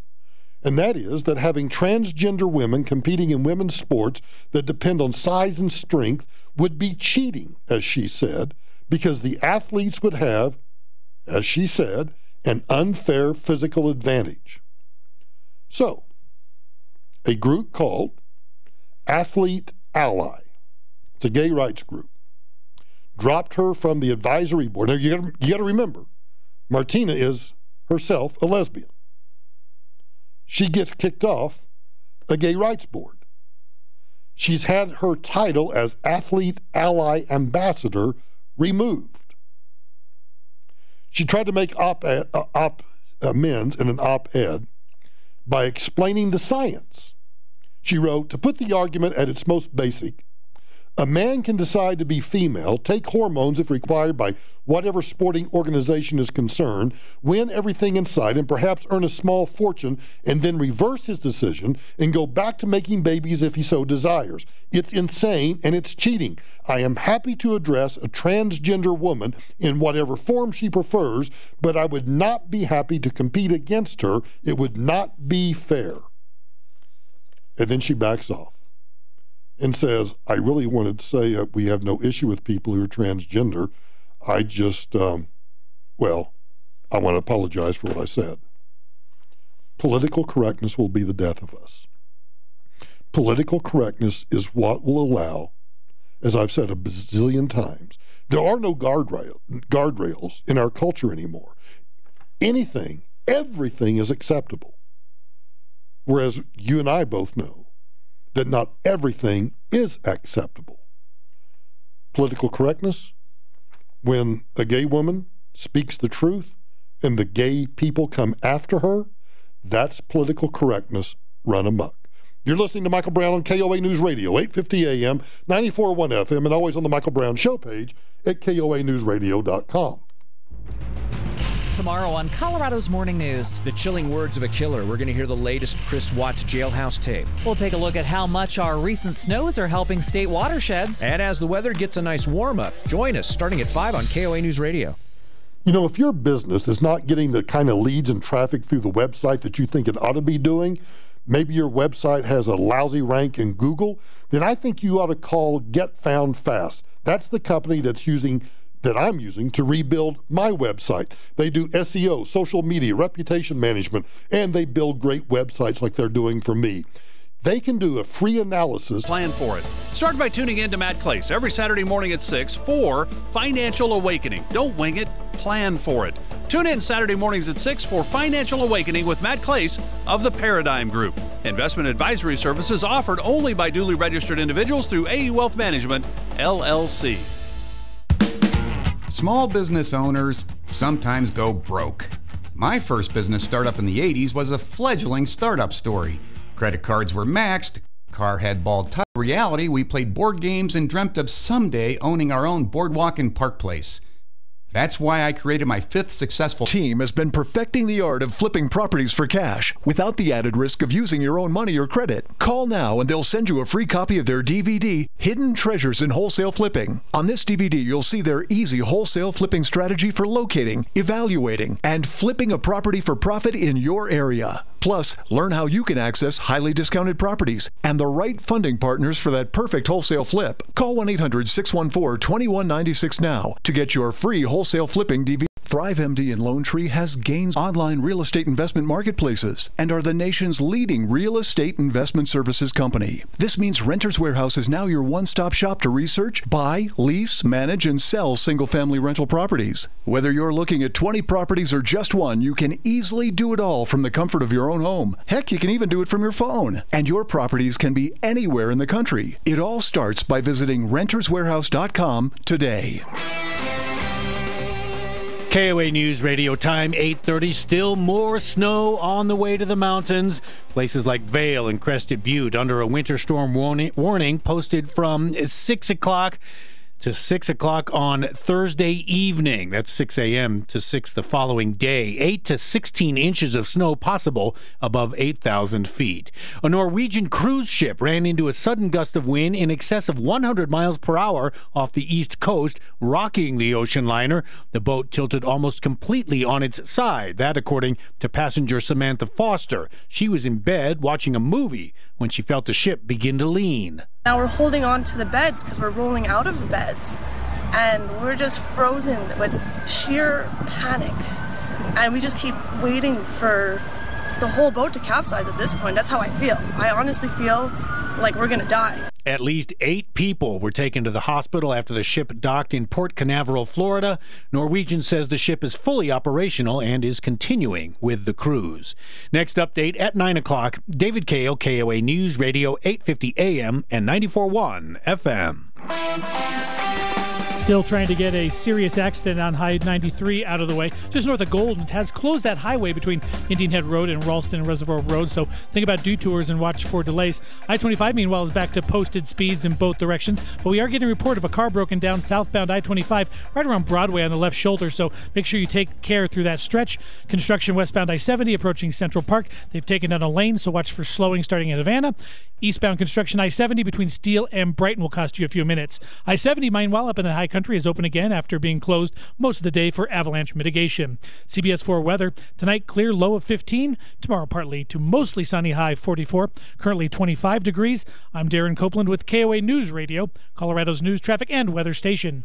Hey, it's Rick Lewis. If you or your bed partner have sleep apnea, snoring is likely the worst part of your nightly routine. Once the snoring starts, one of you probably moves to a different room to try and get some sleep alone. CPAP is the first line of therapy for sleep apnea, but it just doesn't work for everyone.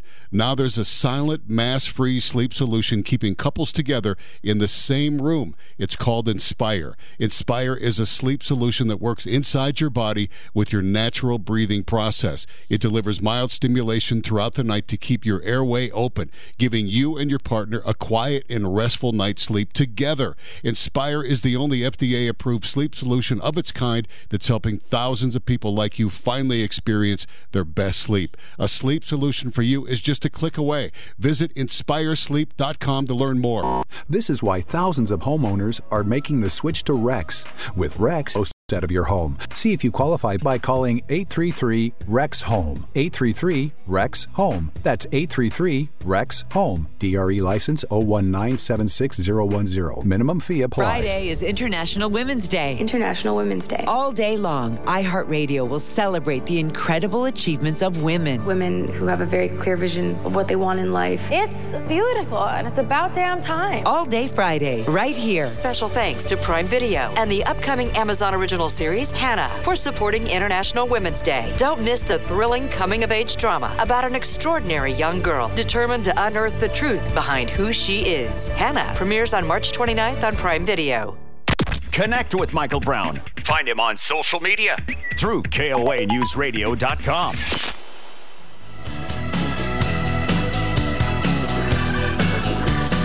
Maybe someday I'll be strong. Maybe it won't.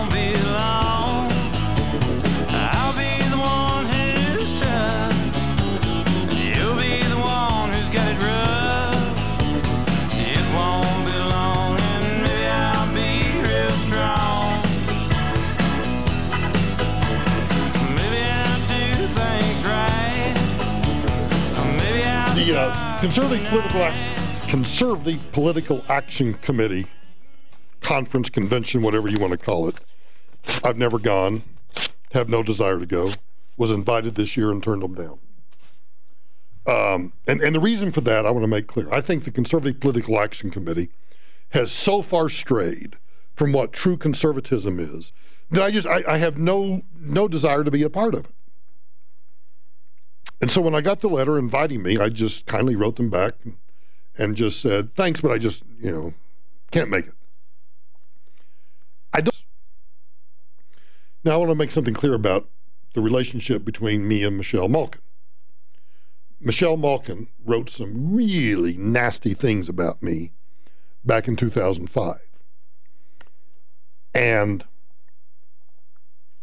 I would say I stood up to shake her hand, be nice to her, and say, and I said something to this effect, Michelle, you and I should really bury the hatchet. You and I should go to lunch sometime, and you can ask me anything. You can ask me anything you want about what transpired in New Orleans or at Homeland Security or anywhere else, and I'm happy to do it on the record, off the record, whatever you want. And so I handed her a business card, gave her my cell phone, and suggested that she call me. She never did.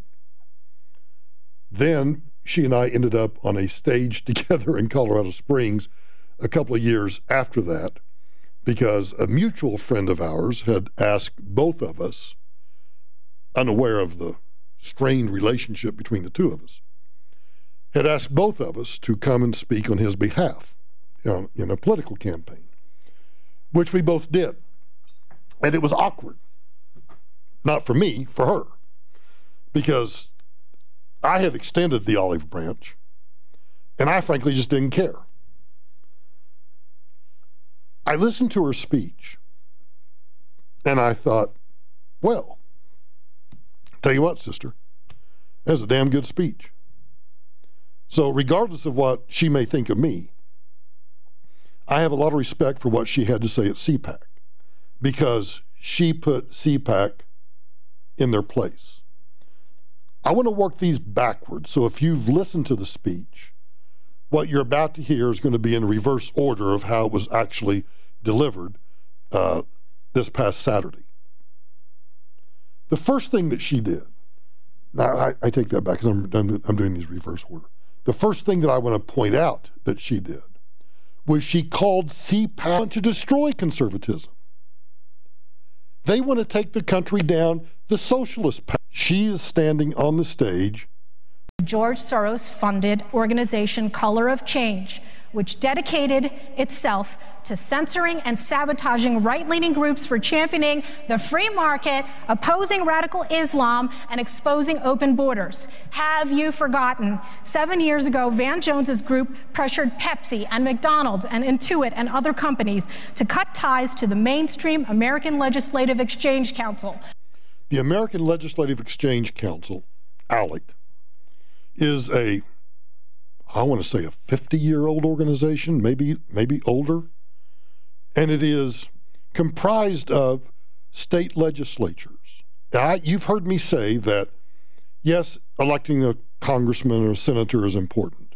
But even more important are those state and local elections, because occurs is in state legislatures, city councils, county commissioners.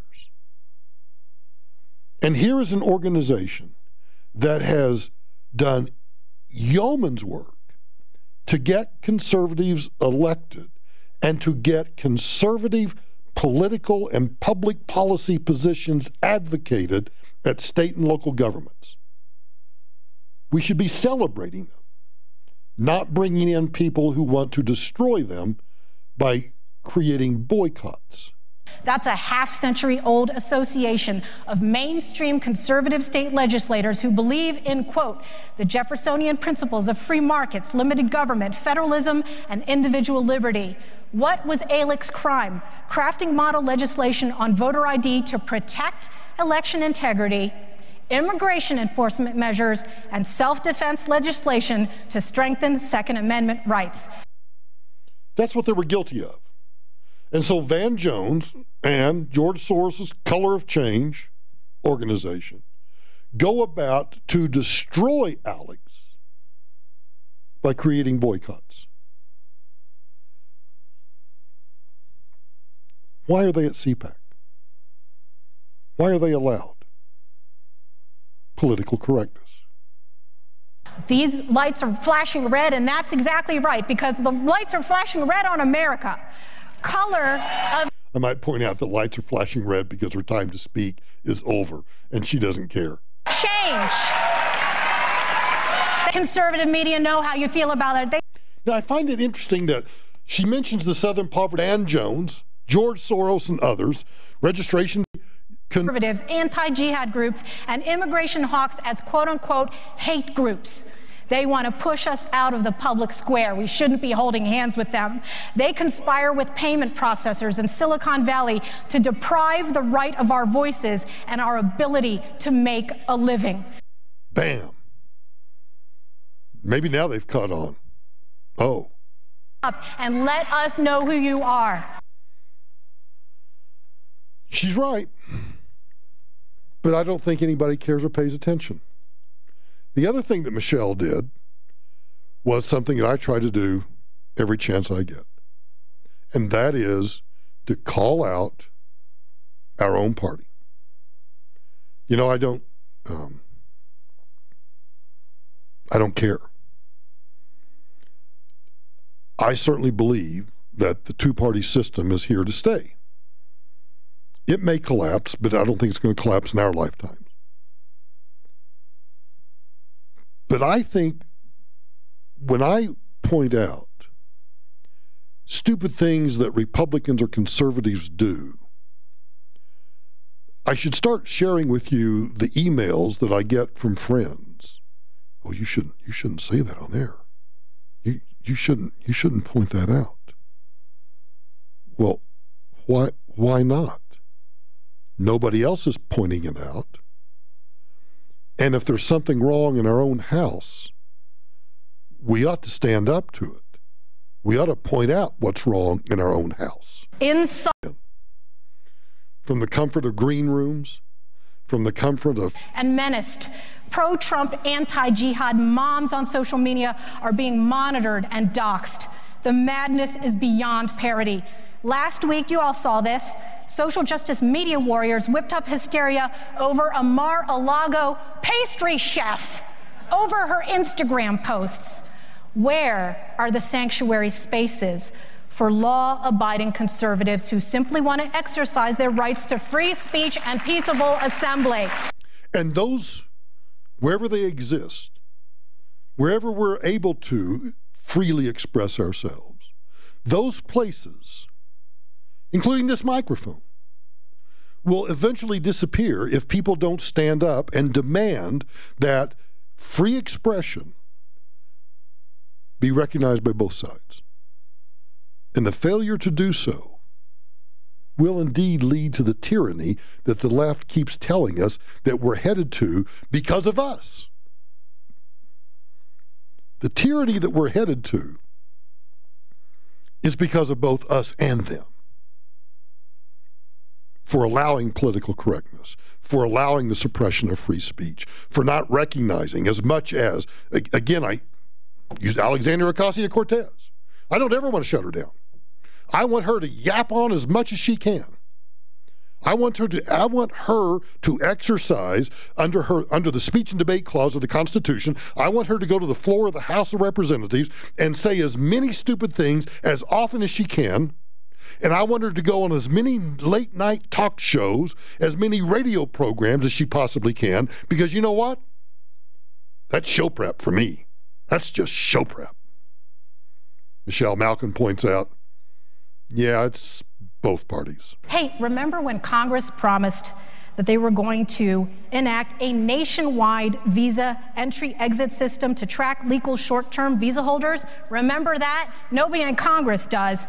One has yet to be built, even in the wake of the 9/11 terrorist attacks, which were perpetrated in part by several illegal alien visa overstayers. E-Verify has been stalled. Sanctuary cities have metastasized, and both parties are to blame.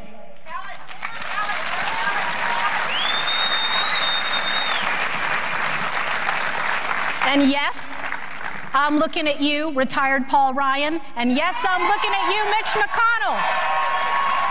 And yes, I'm looking at you, Bush family. And yes, I'm looking at you, the ghost of John McCain.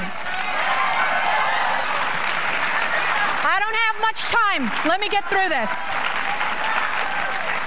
This unrelenting inflow of new green card holders, short-term foreign visa holders, legal temporary workers, refugees and asylees is supplemented by, of course, the 13 to 30 million illegal aliens who expect amnesty and chain migration privileges from Washington, despite breaking immigration laws governing everything from border jumping to ID fraud, benefits fraud, tax fraud, and marriage fraud, to human and drug trafficking, to employment rules, deportation orders, and visa overstayers. By the way, I wrote that paragraph as a rejoinder to people who say, well, they're not breaking any other laws. The feds, under both Republican and Democrat administrations, have proved themselves serially unwilling and incapable of handling the lapses, the backlogs, the overload, and yes, invasion. The numbers tell all.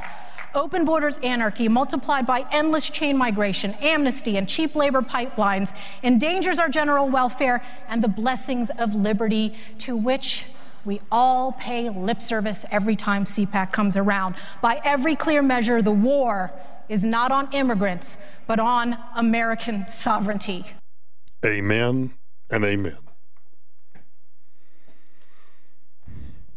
There's a story, I've got it. Maybe I can find it. Remember when Jim Acosta went to McAllen, Texas, and he pointed out how he couldn't find there was no violence, there was nothing going on, there was no crisis at the border, and we were all quick to point out, well, of course, Jim, you idiot, you're standing next to a border barrier, a border wall, so of course there's nobody coming across. Well, guess what else has now been discovered in McAllen, Texas? Apparently, McAllen, Texas, and Jim Acosta missed the migrant rape house that exists in McAllen, Texas. Amnesty International tweeted out that Trump is now, this was back when he traveled down there, Trump is now in McAllen, Texas to hype up his proposed border wall. The wall is nothing more than a manufactured crisis and a divisive symbol of fear. The real crisis is the horrific violence and persecution faced by desperate people and families who have fled home. The mayor of McAllen, Texas, Jim Darling, wanted to point out how McAllen, Texas is one of the safest cities in the United States and that there is no crisis in McAllen, Texas.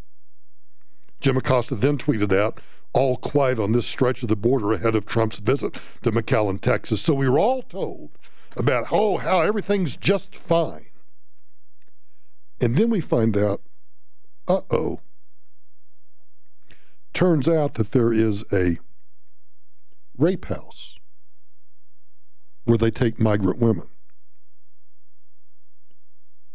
Where do you think the story came from? In disbelief, I have to tell you, it came from the New York Times.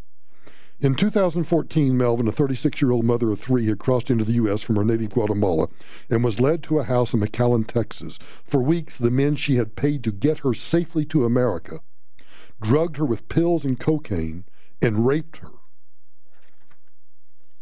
McAllen, Texas. Yes.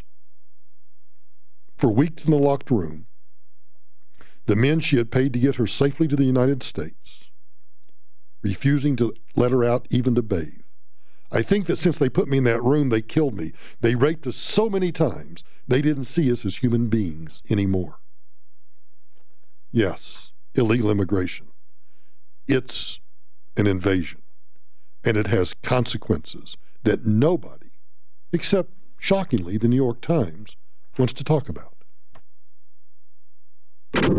Colorado's news, traffic, and weather station is available on over 2,000 devices, including your new smart speaker. Yep. Make sure you're set up to hear KOA News Radio anytime you want. Just say, Alexa, play KOA on iHeartRadio. If you're not making $5,000 to $10,000 a month at your current job, then maybe it's time to start flipping properties for some quick cash. If you like the sound of that, you're in luck. Over the last 5 years, the NVREA team has been perfecting the art of flipping properties for cash without the added risk of using your own money or credit. Call now and they'll send you a free copy of their DVD, Hidden Treasures in Wholesale Flipping. On this DVD, you'll see their easy wholesale flipping strategy for locating, evaluating, and flipping a property for profit in your area. Plus, learn how you can access highly discounted properties and the right funding partners for that perfect wholesale flip. Call 1-800-614-2196 now to get your free wholesale flipping DVD. Call 800-614-2196 and they'll also throw in free tickets to an information-packed live flipping training class, which includes a free smartwatch just for attending. Call 800-614-2196. That's 800-614-2196 to get your free flipping DVD now. Brought to you by NVREA. Hi, I'm Rorden Shane, fourth-generation jeweler. From day one, my great-grandfather felt it was important to give customers more options. That's why Shane Company has more diamonds than anyone else in town, in all sizes, in every price range, and with the broadest selection of diamond shapes. In addition to traditional round and princess cut diamonds, we have cushion cut, oval, pear-shaped, marquise, emerald cut, radiant, even heart-shaped. For each diamond shape and grade, we pick the best diamond cutters in the world, who cut the stones to our superior standards, giving each stone maximum sparkle. No other jeweler does that. See all the diamond shapes at Shanco.com, or even better, come into the store and our team will show them to you. Discover what shape speaks to you. Whether you want to personalize a pendant or fashion ring, or you're building the engagement ring of her dreams, whatever your budget, you'll have more diamond shapes and sizes to choose from than anywhere else in town.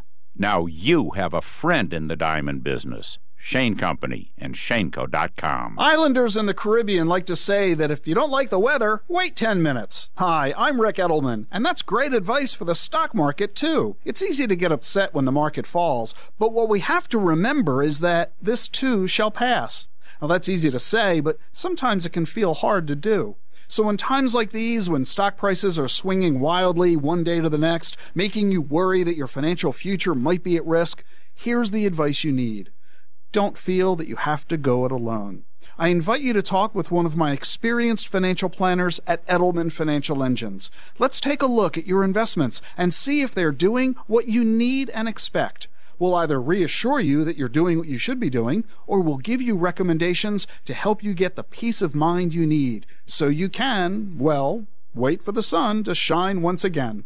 Call us at 888-PLAN-RIC. That's 888-PLAN-RIC. Or visit us at rickedelman.com. That's ricedelman.com. Right now, save big and transform your home with Champion's Home Makeover Sale. Save 40% on Champion windows. Every Champion custom-made window is backed by their exclusive limited lifetime warranty. If it breaks, they fix it for as long as you own your home. And they're factory direct, so there's no middleman and no markup. Hi, this is Dave Logan, and Champion is the only window company that I personally endorse. And right now, you can save 40% on windows and 35% on sunrooms and siding when you participate in the Champion Yes program. Plus 12 months, no interest, no payments. But hurry, time is running out. Schedule your free in-home estimate today online at getchampion.com. 40% off new windows, 35% off new siding and new sunrooms. It's the Transform Your Home sale. Book your appointment online at getchampion.com. That's getchampion.com. The Champion limited lifetime warranty applies to Comfort 365 windows as long as the original purchaser owns the home. Subject to qualifying credit approval, minimum purchase required. All discounts apply to our regular prices. Cannot be combined with other advertisers' offers. See store or website for details. KBCO HD3 Boulder.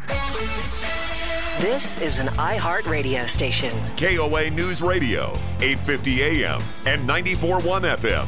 The 50,000-watt blowtorch of the Rocky Mountain West.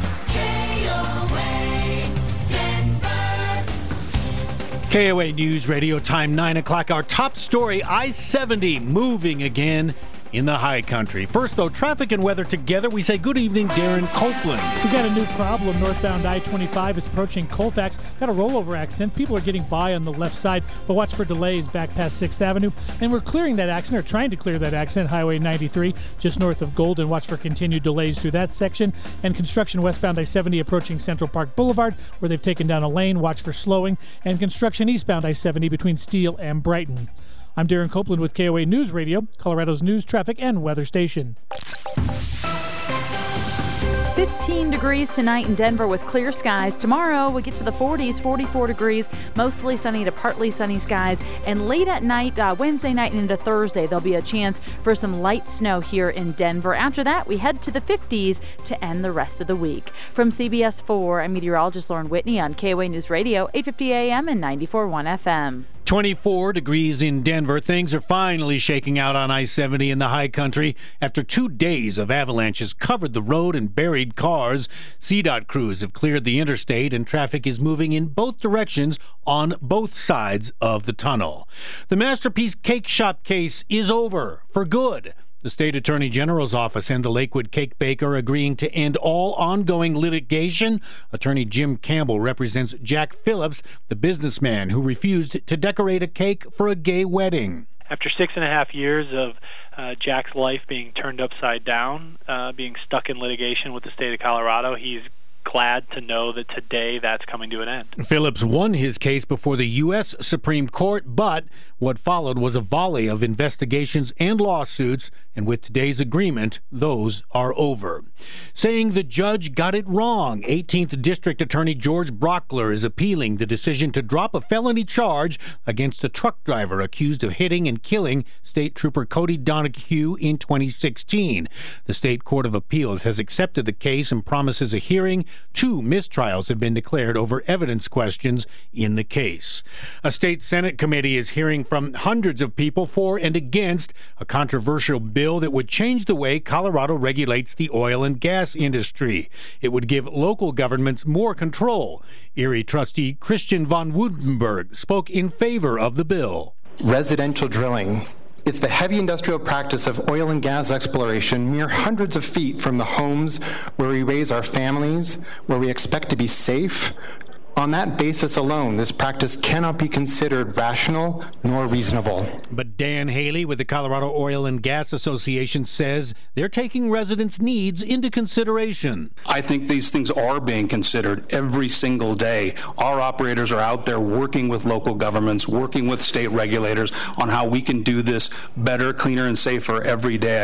The hearing comes before the state Senate Transportation and Energy Commission. Senate Majority Leader Mitch McConnell says President Trump will likely use his first veto on the national emergency declaration on the southern border. The president, in all likelihood, is going to get a measure that he will veto and will almost certainly be sustained. The veto will be sustained in the House. The resolution of disapproval likely to pass in the Senate before Congress breaks for recess on March 15th, with a veto likely to follow. Next update at 9:30. David Cahill, KOA News Radio, 850 AM and 94.1 FM. Hey, it's Susie Wargen. You've heard me talk about Blackhawk for quite a while now, but do you really know what Blackhawk is all about? You can come for the casinos, but did you know you can stay for the party? You can stay for the spa. You could stay for the trails. You could stay for the fun. There are more than a dozen casinos in Blackhawk, over 7,000 slots, 200 live tables, 1,000 hotel rooms, 30 restaurants. There's a variety of options so that you can make Blackhawk whatever you want. Plan your next getaway at visitblackhawk.org.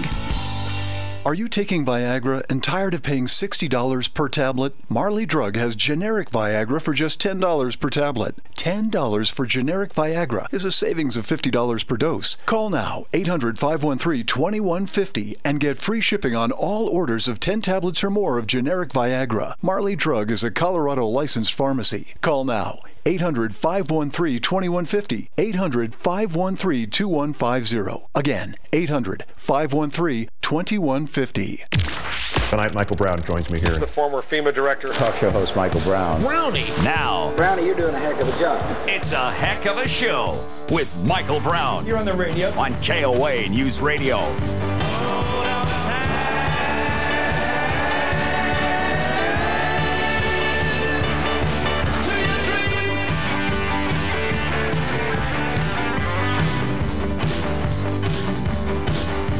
You know, the great thing about socialism is that socialism is the ability for government, because nothing says freedom like government coercion, is the ability of government to force everybody to be subpar. And those who impose the government socialism, who impose the government regulations, who impose the government coercion, always exempt themselves. Why do you think that all of these little tin-horn dictators around the world, whether they're from some, S-hole country, or they're in communist China, or they're in Russia, or wherever they might be, why do you think they're not just the top 1%ers? They're almost always the most wealthy people in the entire country. Because they exempt themselves from everything that all the little people have to comply with. A great example of that is Alexandria Ocasio-Cortez's mother.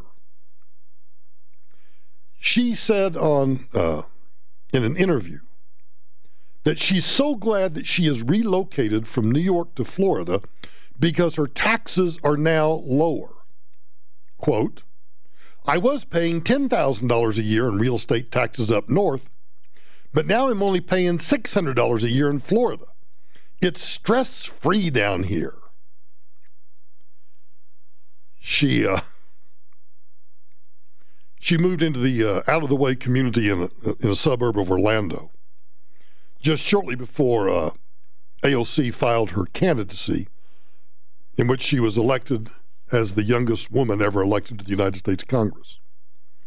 So while her daughter is up in D.C. and up in New York, telling us to use or not use plastic bags, to use the magic bus that's going to take us wherever on I guess, flying pigs or something, her mother is escaping the high taxes of New York City. So what is the difference between capitalism and socialism? Is it that those who are going to tap down those of us that want to exceed and, make as much money as possible or live as freely as possible? What is the difference? Capitalism versus socialism. We can sum up each economic system in one line. Capitalism is based on human greed. Socialism is based on human need, right? How many of you think that's true? Capitalism is based on human greed, and socialism is based on human need. I bet if you ask Alexandria Ocasio-Cortez or any other numbskull, dim-witted rugrat that thinks that socialism is the cool thing that all the hipsters are into today, they would say, yeah, that's exactly right. All those capitalist pigs, greedy capitalist pigs. All we care about are human needs. It's not right. No, wrong, so wrong. It's exactly backwards. And I'll prove it to you. Been on Amazon lately? Each of the thousands of products Amazon offers represents the work of people who believe they have something you want or need. If they're right, they prosper. If they're wrong, they don't. That's how the free market works. It encourages people to improve their lives by satisfying the needs of others. Stop and think about just, he uses Amazon as an example of people that are selling things. But think about Amazon itself. Everybody hates on Jeff Bezos. Now, I don't like Jeff Bezos, not because he is a bazillionaire. I think he's now the richest man on earth. You know, it kind of comes and goes. One day it's Bill Gates, one day it's Warren Buffett, one day it's Jeff Bezos, and one day it's me. Except my day hasn't come yet. Think about what Jeff Bezos did. He saw an idea. He in his head, he thought, what if all these merchants scattered all across, initially, just the United States, who have all these goods to sell, what if I gave them a marketplace where they could go sell those things? And then eventually, even big retailers, the big box guys, anybody who are now understanding that they have to sell online too. Amazon represents somebody, Jeff Bezos, coming up with an idea that would allow little old me. I'm having some work done at the house. One of the engineers here at the building's doing part of it. And I needed some particular material. I went online. I searched several local retail outlets. Didn't have exactly what I needed. Went to Amazon, dug around, spent 10 or 15 minutes, found exactly what I wanted. I ordered it on Sunday. It arrived today before I left for the studio. Just in time for me to open it up, check it, make sure it is exactly as described, which it was. So I unboxed it, took it downstairs, and when the engineer shows up tomorrow, boom, it's there. Came right to my door. This is America. I love it. No one starts a business making a thing or providing a service for themselves. They start a business to make things or provide services for others. Now, I speak from personal experience. When I was the CEO of the company that owns Carl's Jr. and Hardee's restaurant chains, we spent millions of dollars every year trying to determine what customers wanted. If our customers didn't like something, we changed it, and fast. Because if we didn't, our competitors would, pun intended, eat us for lunch. The consumer, that's you, has the ultimate power. In effect, you vote with every dollar you spend. In a socialist economy, the government has the ultimate power. It decides what you get from a limited supply it decides should exist. Think about, we talked about price controls. I mentioned price controls the other day because everybody thinks that we need, it was based on rent controls that the state of Oregon wants to implement nationwide. Had an email from a listener, Corey. My dad owned a small gas station in Bar Harbor, Maine at the time of the price controls that you mentioned the other night. From what I recall of him telling me about it, the result was rationing. He had a great location that was very busy, so he would typically run out of his gas ration and have to turn people away. Those customers would then go to a chain gas station whose larger aggregate corporate ration allowed them to shuffle product around to the busier stations and thus not run out. Anyway, the upshot was that his station ended up going out of business, and it put our family in the poorhouse for years afterwards. When the government tries to pick winners and losers, more often than not, unless you are connected, you're going to end up the loser. Only those who have the ability to stay connected will be the winners. Instead of millions of people making millions of decisions about what they want, a few people, government elites, decide what people should have and how much they should pay for it. You know, like plastic bags or not plastic bags, or the magic bus, or, you know, that I shouldn't drive a particular automobile, or the automobile I drive, this is the best one. I love this one. That the automobile I drive. Have you ever stopped and thought about gas mileage standards, the CAFE standards? Now, I want my vehicles to get as much mileage out of a gallon of gas as technologically available. Why should the government mandate a particular mileage? How about the manufacturers of automobiles understand that there are trade-offs? I'm willing to trade off a little bit of mileage for some comfort, and vice versa. Why shouldn't I make that choice? And why shouldn't the automobile companies be able to provide me that plethora of choices instead of being mandated? In fact, the CAFE standards that the Obama administration imposed, that I think are supposed to take effect in 2030, are so outrageous that the automobile manufacturers probably will not be able to meet those standards.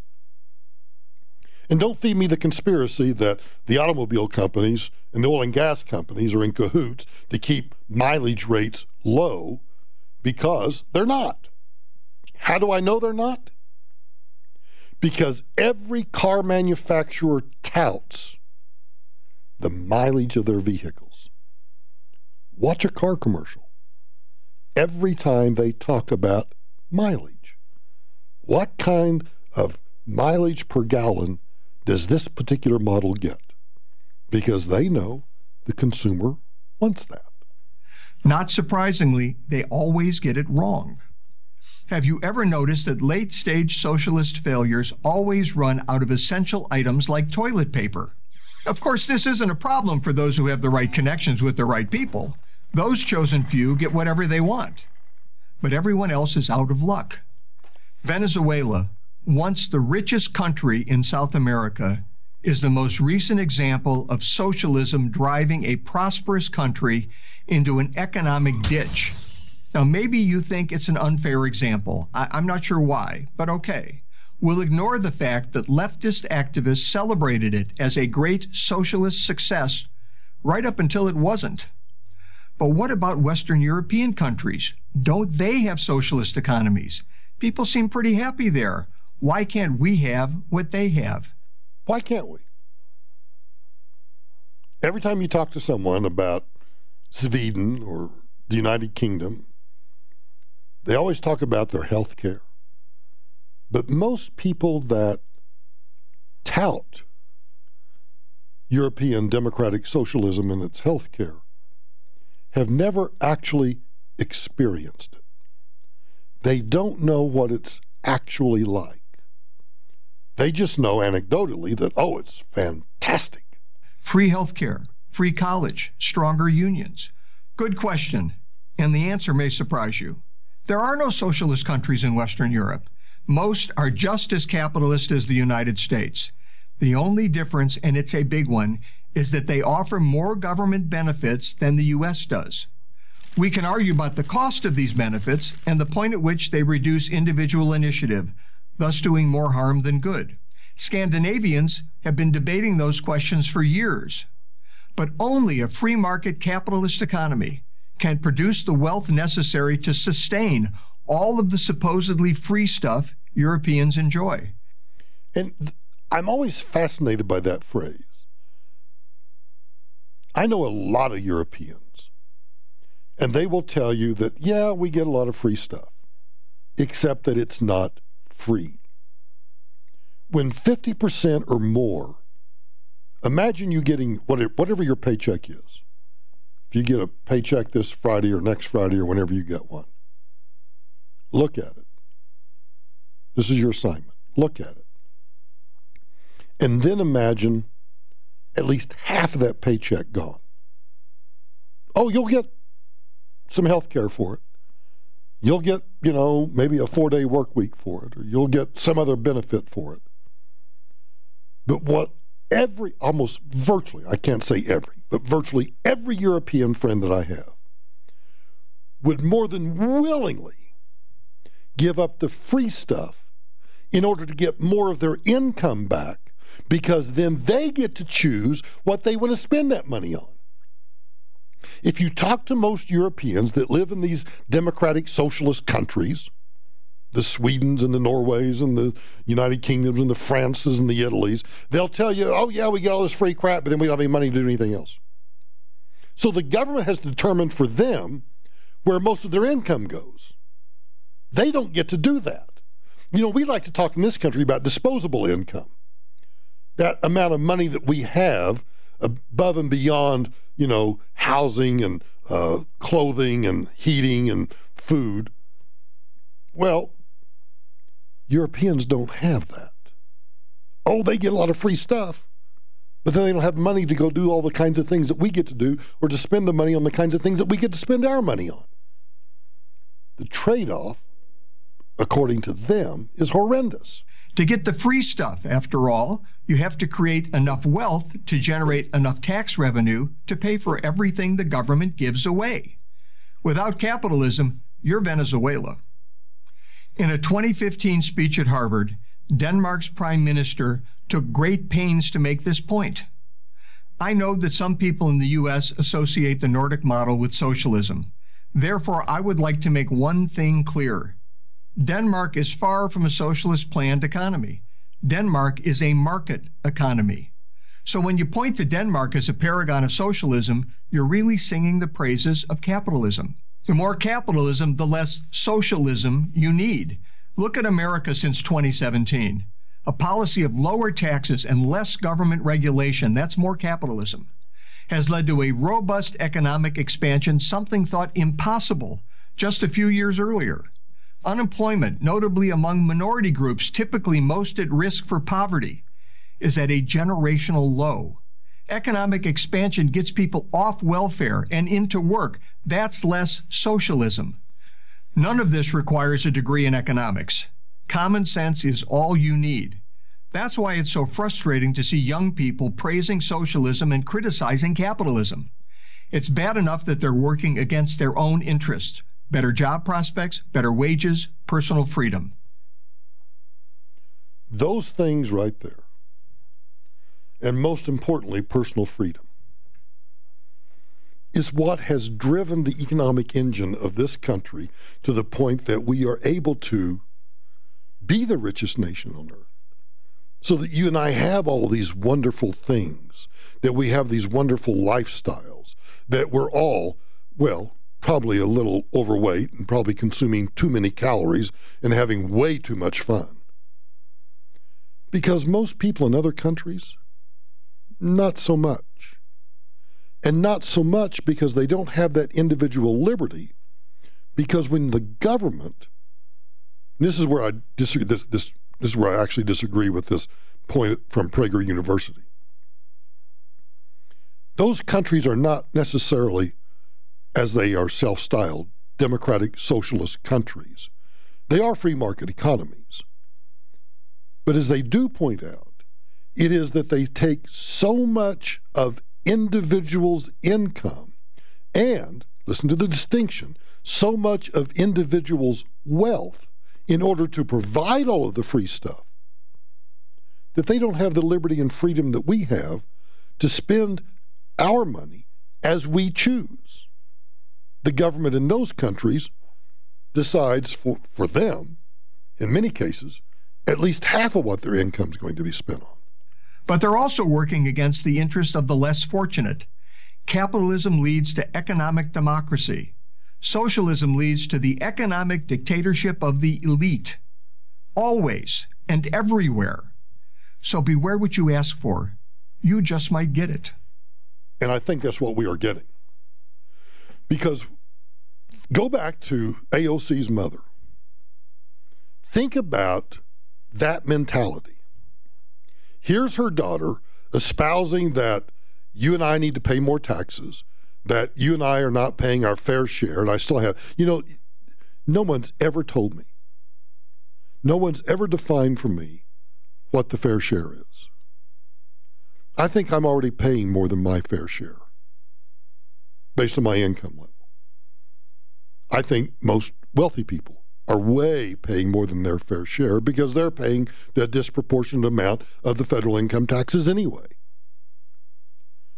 So here's AOC's mother who decides, and I'm not criticizing her.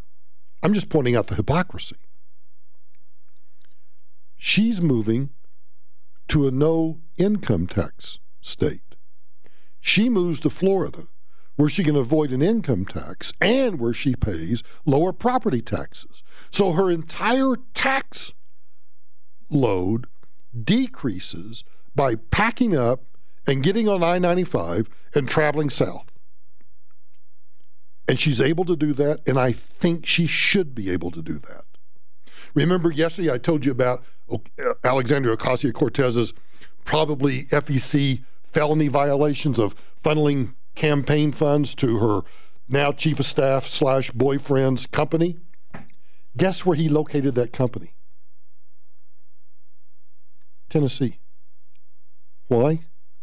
To avoid paying taxes. Hypocritical? Absolutely.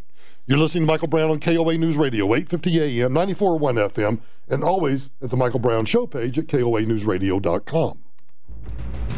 Tomorrow on Colorado's Morning News. The chilling words of a killer. We're going to hear the latest Chris Watts jailhouse tape. We'll take a look at how much our recent snows are helping state watersheds. And as the weather gets a nice warm-up, join us starting at 5 on KOA News Radio. Hey, it's Rick Lewis. If you or your bed partner have sleep apnea, snoring is likely the worst part of your nightly routine. Once the snoring starts, one of you probably moves to a different room to try and get some sleep alone. CPAP is the first line of therapy for sleep apnea, but it just doesn't work for everyone. Now there's a silent, mass-free sleep solution keeping couples together in the same room. It's called Inspire. Inspire is a sleep solution that works inside your body with your natural breathing process. It delivers mild stimulation throughout the night to keep your airway open, giving you and your partner a quiet and restful night's sleep together. Inspire is the only FDA-approved sleep solution of its kind that's helping thousands of people like you finally experience their best sleep. A sleep solution for you is just a click away. Visit InspireSleep.com to learn more, review important safety information, and to find a doctor in Denver who can help you determine if Inspire is right for you. That's InspireSleep.com. It's our one and only sale of the year, and it's going on right now. The anniversary sale at Williams Jewelers of Englewood. We've marked down fine jewelry and timepieces all over the store. Major markdowns and case after case up to 50% off. Discounts on designer jewelry, Swiss watches, designer bridal, even diamonds, and our famous estate jewelry. It's all on sale. Imagine designer sterling and gold you never see marked down, up to 50% off. Selected Swiss watches up to 40% off. And designer bridal, we can't even say on the radio. It's all on sale at our lowest price of the year. If you're thinking about getting engaged, guys, have we got a deal for you. The anniversary sale at Williams Jewelers of Englewood. Our one and only sale of the year. At Williams Jewelers, we can make diamonds a part of your life. Williams Jewelers in Englewood. From anywhere in Denver, we're in Englewood at Bellevue and Broadway. But hurry, it all ends Saturday, March 30th. Hi, I'm Rick Edelman, and I have a feeling that retirement is on your mind. You're wondering if you've saved enough or whether your money is in the right places. You're wondering when will you be able to retire or will you be able to stay retired? And is your money sufficient so you can live in comfort and financial security for the rest of your life? You're wondering all this, but you really don't have to just wonder. You can resolve all these questions in your effort to enjoy a retirement that's everything you want it to be. And we can help. At Edelman Financial Engines, our clients are predominantly concerned about retirement, your financial security for your spouse, for your aging parents, for your children, and we can help you just like we've helped thousands of folks just like you for more than 30 years. So call us at Edelman Financial Engines at 888-PLAN-RIC. That's 888-PLAN-RIC. Or visit us at rickedelman.com. That's ricedelman.com. And don't wonder about your retirement, because we're here to help you. You didn't file your taxes last year, and the IRS didn't say anything. The fact is, you haven't filed income taxes for several years, and you figure it's too late. It'll cost too much, and there's no way you're going to figure it out. But there's still that knot in your stomach, knowing it's just not right. The bad news is, right now, you're a fugitive from the IRS. The worst news is, if they catch you, it's 1 year in jail for every year you haven't filed. I'm Jack McDonough, founder of Blackfin IRS Solutions. The good news is, the instant we file your back taxes, you go from being a fugitive to just owing money. And then, Blackfin can negotiate with the IRS for you. I can help you because I've been there. The sooner you call Blackfin about filing your back taxes, the sooner you'll get a good night's sleep. Get caught up on your unfiled income taxes. Call Blackfin IRS Solutions online at blackfinirs.com. For your free in-person consultation, call 303-904-1450, 303-904-1450, or blackfinirs.com. KOA News Radio, time 9:30. Still more snow on the way to the mountains. Places like Vail and Crested Butte under a winter storm warning, posted from 6 tomorrow morning to 6 Thursday evening. 8 to 16 inches of snow possible above 8,000 feet. Can't shake the salt habit?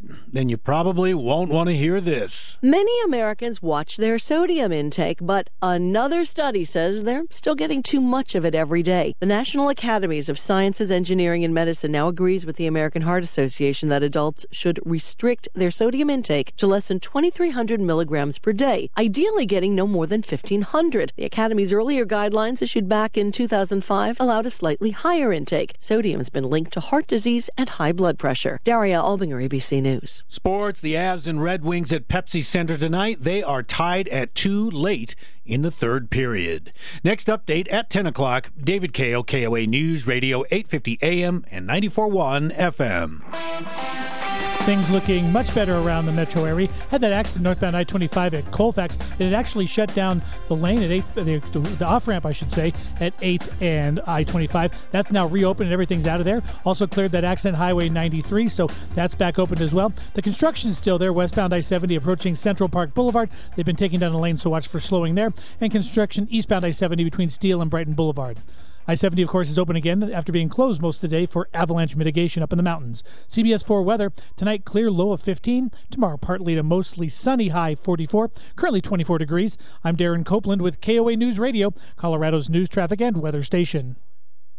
Renters Warehouse has big news. They've acquired one of America's leading online real estate investment marketplaces and are the nation's leading real estate investment services company. This means Renters Warehouse is now your one-stop shop to research, buy, lease, manage, and sell single-family rental properties. Whether you're looking at 20 properties or just one, you can easily do it all from the comfort of your own home. Heck, you can even do it from your phone. And your properties can be anywhere in the country. It all starts by visiting renterswarehouse.com today.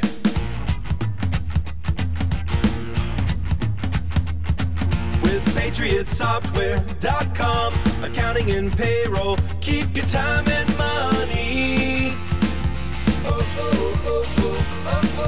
Patriot's cloud-based accounting software is easy for business owners, yet powerful enough for accountants. PatriotSoftware.com, accounting and payroll, keep your time and money. At Shane Company, we make shopping for an engagement ring stress-free and easy. I'm Rorden Shane, fourth-generation jeweler. And I'm Tanner. For years, Tanner's been helping our customers find the perfect engagement ring. At Shane Company, we do everything we can to make it easy.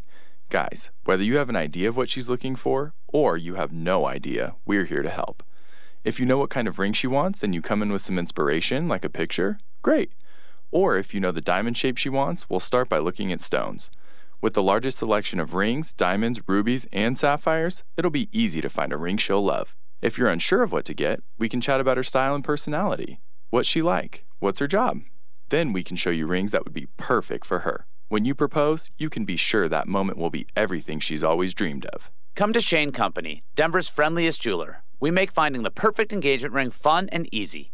Now you have a friend in the diamond business. Shane Company and shaneco.com. Most serial killers don't make any effort to involve the media or investigators. They almost want their crimes to go unnoticed. But the idea of committing a crime and then calling up the police and bragging about it, that's a whole nother level of terror. Here we are, 50 years after the first Zodiac killing.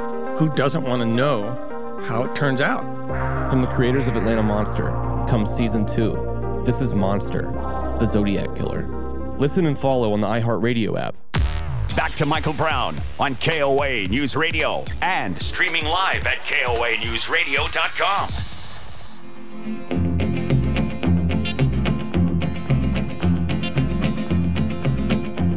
I hear the train a-comin', it's rolling round the bend, and I ain't seen the sunshine since I don't know when. I'm stuck in Folsom Prison, and time keeps dragging on, but that train keeps rolling on down to San Antone. You know, it seems that everywhere you turn, that if you have an idol, you have a hero, you have somebody that you really look up to, everybody has feet of clay. This comes as a huge shock to me, and I don't know whether I can get over it or not. But I'm going to try. But I may need some counseling. The World Bridge Federation. Angie, do you play bridge? No. Do you know how to play bridge? No. I used to, but I don't anymore. I wonder how long it would take me to relearn it. I'm sure once you Google it and... But I can't Google. Remember, I'm banned from Google. When you're outside of here, or I don't know. The World Bridge Federation says the world's #1 bridge player has been suspended after failing a drug test. Now, I'm trying to understand. Bridge players? Drug tests? The Federation said on its website Friday that Geir Helgemo, who is Norwegian but represents Monaco in bridge events, tested positive for synthetic testosterone and female fertility drug clomiphene at a World Bridge Series event in Orlando, Florida last year. After accepting he had breached anti-doping rules, he was suspended by the World Bridge Federation until November of 2020. He also had all titles, medals, and points from the 2018 World Bridge Series revoked. Carrie Ann Opsel, president of the Norwegian Bridge Federation, said the drugs were, quote, not performance-enhancing. Which begs the question, if you wanted to take performance-enhancing drugs to play bridge, what would you take? So if you're like me, and Lord knows I hope you're not, you have mixed feelings about this, because on the one hand, this is certainly a letdown to the entire bridge community, and it could have really significant ramifications for the cocktail nut and fancy cracker industry. On the other hand, we can all rest easily that Mr. Helgemo, Geir, as we have come to know and love him, was not using performance-enhancing drugs while he was participating in the World Bridge Championships. Now, there are some other things here to note. In no particular order, I might add. One, he was tested positive for a female fertility drug. That's the first thing that fascinates me. I don't know. I'm just wondering. Maybe if your name is Geir Helgemo, maybe you feel an obligation to take female fertility drugs. I'm not judging. But then the second thing we should note is that the World Bridge Federation does drug testing.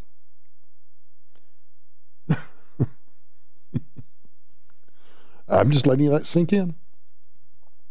The third thing we might note is that the World Bridge Federation is recognized by the International Olympic Committee because apparently one of these days we're going to be able to watch live Olympic bridge action, probably on, I don't know, Fox Business or CNBC, in which we'll have Thailand versus Bolivia.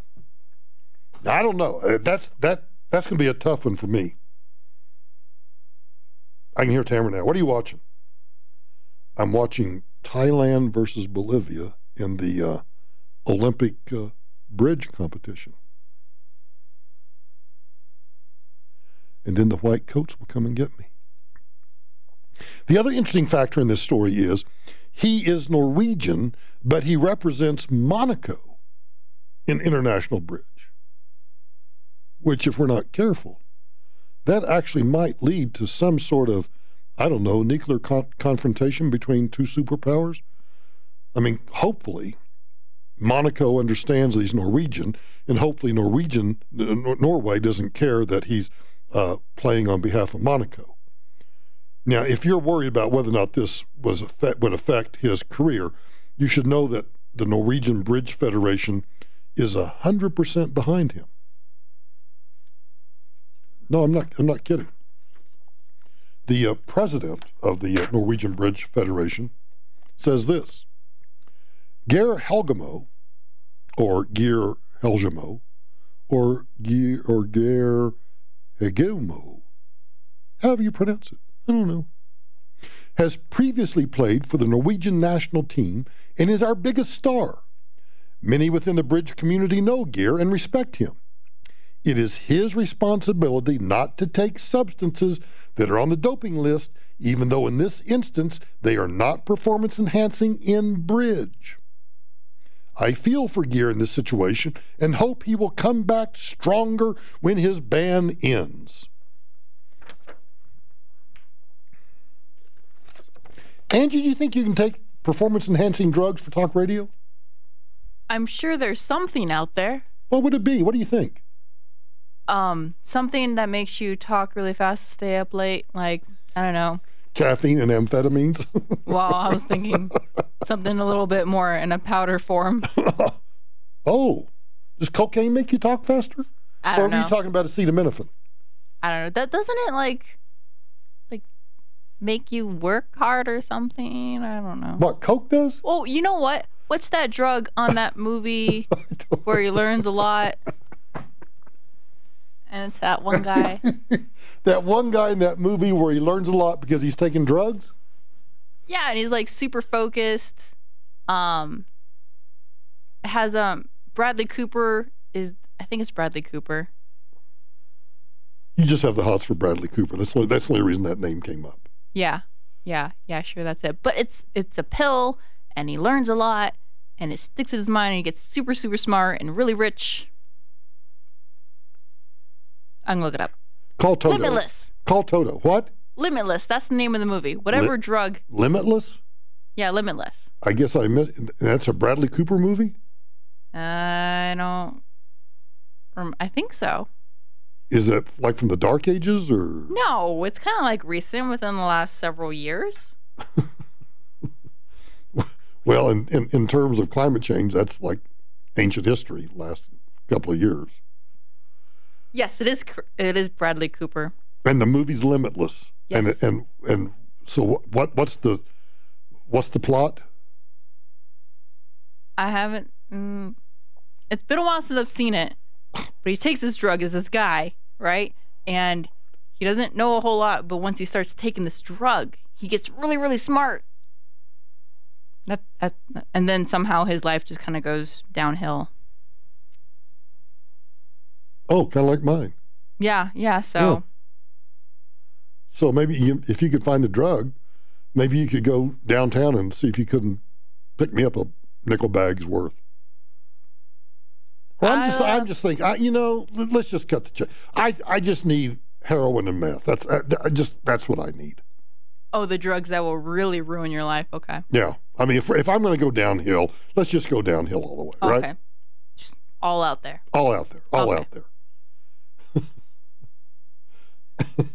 Yeah, I got a little Diet Coke tonight. I didn't get unsweetened iced tea. What? Yeah, because I was thinking maybe I needed some caffeine. I haven't actually done a study to see whether the unsweetened iced tea at Sonic has more or less caffeine than the Diet Coke. What do you think? I think the Diet Coke has more caffeine. Do you? Yeah, because tea in general has less caffeine than.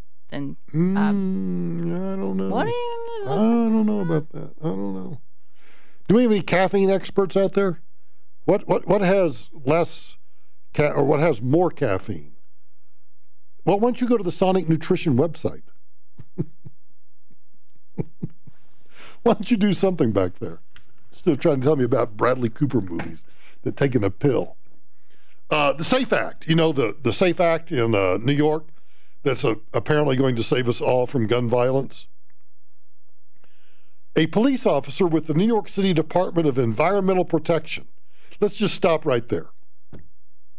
Do you know how many different police forces we have in the United States?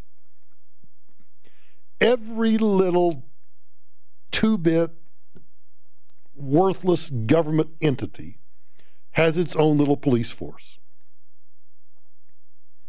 The New York City Department of Environmental Protection. Because when you don't recycle your plastic bags like AOC wants you to, that's right. The cops from the New York City Department of Environmental Protection are going to come and they're going to arrest your ass. Anyway, a popo with the New York City Department of Environmental Protection, I can't get over that, has been arrested on charges of manufacturing guns at his upstate home and selling them to motorcycle gang members. 38-year-old Greg Marinelli is also charged with tipping off a suspect in a major drug investigation. Marinelli, a sergeant in the Department of Environmental Protection, Popo, was arrested Thursday night at his home in Plaqueville. The Popos say Marinelli, isn't that what you put on spaghetti, Marinelli sauce? Yeah, something like that. Yeah, I mean, like, do you like your Marinelli with meat sauce or just plain? Which do you like? How do you like yours? I like it meaty.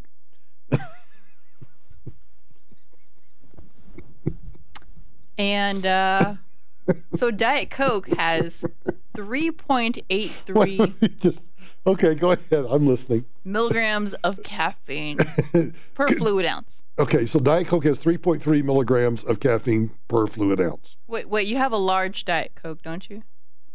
I got the Route 44. Or is it medium or is it small? I don't know what size it is. I got the big one. How many ounces? 44 ounces, okay? 44 Just back off. 44 ounces. It's right here. It's a Route 44. It's a Route 44. What? But just focus. Focus now. Okay, I'm trying to do math. Focus on the per ounce, 3.3 milligrams of caffeine per fluid ounce for Diet Coke. Calculator. 44 ounces. No. I don't care about the total. I want the per ounce side-by-side comparison of the Diet Coke versus the unsweetened tea. Have you found the unsweetened tea yet? Hang on just a second. Jeez. 25 milligrams per 8-ounce serving. Wait a minute. 25 milligrams per 8-ounce serving. Let's see. Just 25. Do the math. I can't do the math.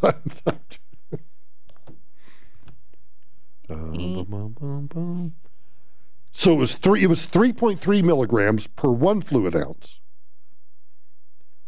3.125. 3.125 what? Milligrams of caffeine per ounce of unsweetened tea. So they're just about the same. The unsweetened tea is just slightly less. By 0.7. As I said, just slightly less. Barely. But you seriously, you like your Marinelli? You like your Marinelli meaty? Yes. And spicy. Oh, I love it spicy. Yeah, I love it spicy. But I like mine with like ground up Italian sausage in it. Yeah. Yeah. I'm hungry now. How about you? Yeah, I started looking at Sonic's menu to look at I just looked up the nutrition, started looking through it, and I'm like, I'm so hungry. But I can't. But I would think that looking at the nutrition values at the Sonic Drive-In would encourage you not to be hungry. Well, see, I didn't look at the actual facts. I just looked at the side to what the items were. So what do you have a hankering for? What are you craving now? Cheeseburger? Corn dog? I haven't had a cheese corn fries. dog in forever. Me either. I couldn't tell you the last time I had a corn dog. Please tell me, dear Lord, please tell me that you use mustard on your corn dogs and not ketchup. Of course. Okay, well, you never know. Or what? you can mix mustard and ketchup together. No, I think that's sacrilegious. Whatever, I've done it. It's not bad. For a corn dog? Yeah. No, but it's just mustard mustard. is better. No, just mustard. Dang it, doesn't a corn dog sound... a corn dog right now, if you and I got corn dogs, we would scarf them down and then what? Feel horrible. Horrible. But it sounds good, doesn't it? I would go home and cry. Just a little bit. Diesel would be like, Mom, what's wrong? I ate a corn dog. He's like, why wouldn't you give me one? Diesel kind of looks like a corn dog. He does. A little bit. Just put a stick in his butt. You look like a walking corn dog. Look at that. Look at that. It's a walking corn dog going down the street. No, that's just my dog, Diesel. He's got a stick in his butt. Police say Marinelli assembled dozens of handguns and assault rifles. What's an assault rifle? Dang it! And sold them to individuals who are legally barred from possessing such weapons, including members of outlaw motorcycle clubs. Many of the guns that Marinelli sold had no serial numbers and would be difficult to trace. The Times-Herald Record of Middletown reports that Marinelli was arraigned Friday on charges including criminal sale of a firearm, hindering prosecution, and conspiracy. Police say they learned about Marinelli's crimes during a cocaine and fentanyl trafficking investigation dubbed Operation Bread, White, and Blues. Good grief. Seriously? Hey guys, little advice. Operation Bread, White, and Blues. Stop it. Just stop it. Marinelli tipped off one of the major people in that case, according to the Orange County District Attorney. This has to be one of the most egregious breaches of trust that I've encountered. I am furious. Number one, about the leak in the case, and number two, the conduct, the possibility of putting untraceable guns on the street. Hey, Governor Cuomo, how's that SAFE Act working out for you? Seems to me you got a popo problem. Guess what? Criminals are going to get guns whenever they want to. Question: when is a hate crime not a hate crime? When is it not a hate crime to yell at a Mexican, quote, go back to your country, and then bash him in the head from behind with a brick? Let me ask it a different way. Do you think it would, because you know how I feel about hate crimes, right? Let's just say that you see a person, doesn't make any difference what their skin color is, but let's just say it's a skin color that triggers you for whatever reason. Because, well, white or black or brown, any number of colors, right? The color of the rainbows. And so you decide to walk up behind that individual and bash them in the back of the head with a brick. Aggravated assault. Meaning you were really pissed off when you committed the assault. You were aggravated. Well, I'll tell you when it's not a hate crime. When your name is Lakeisha Jones. This comes from Willowbrook in Los Angeles County. Prosecutors said that Jones attacked a man who is now 92 years old without provocation back on July 4 near 118 and Robin Streets. Family members said the man, whom they identified as Rodolfo Rodriguez, was out on his daily walk around the neighborhood when he came across a woman and a girl on the sidewalk. Authorities said he was struck with the brick from behind and was left unconscious on the sidewalk, his face bloodied and bruised. Of course, he ended up in the hospital, multiple injuries. Jones was sentenced to 15 years for elder abuse. Ms. Belle Borja, who lives near Rodriguez, said she was passing by in a car when she saw Rodriguez walking and trying to pass the woman and girl. Then, Borges said, she saw the woman push Rodriguez and start to hit him. She was yelling at him, "Go back to your country, go back to Mexico." She told the Times back in July, Rodriguez is a legal permanent resident of the United States, and he does not speak English. She was not charged with a hate crime. Now, maybe because the concept of hate crimes establishes a racial hierarchy, not only for victims, but for perpetrators. So to be charged with a hate crime, it probably helps that you are a white person. Now, if you've not heard of this case, much less all the details I just gave you, it's because Lakeisha Jones is not a white guy wearing a MAGA hat. So let's just think this through. If Lakeisha Jones had attacked this Mexican guy, this poor old 92-year-old Mexican guy, and Lakeisha Jones had been a white person wearing a MAGA hat, I'd bet you $1 to a donut, or maybe a corn dog or two, that she would have been charged with a hate crime. So you see, hate crimes are really only for white people.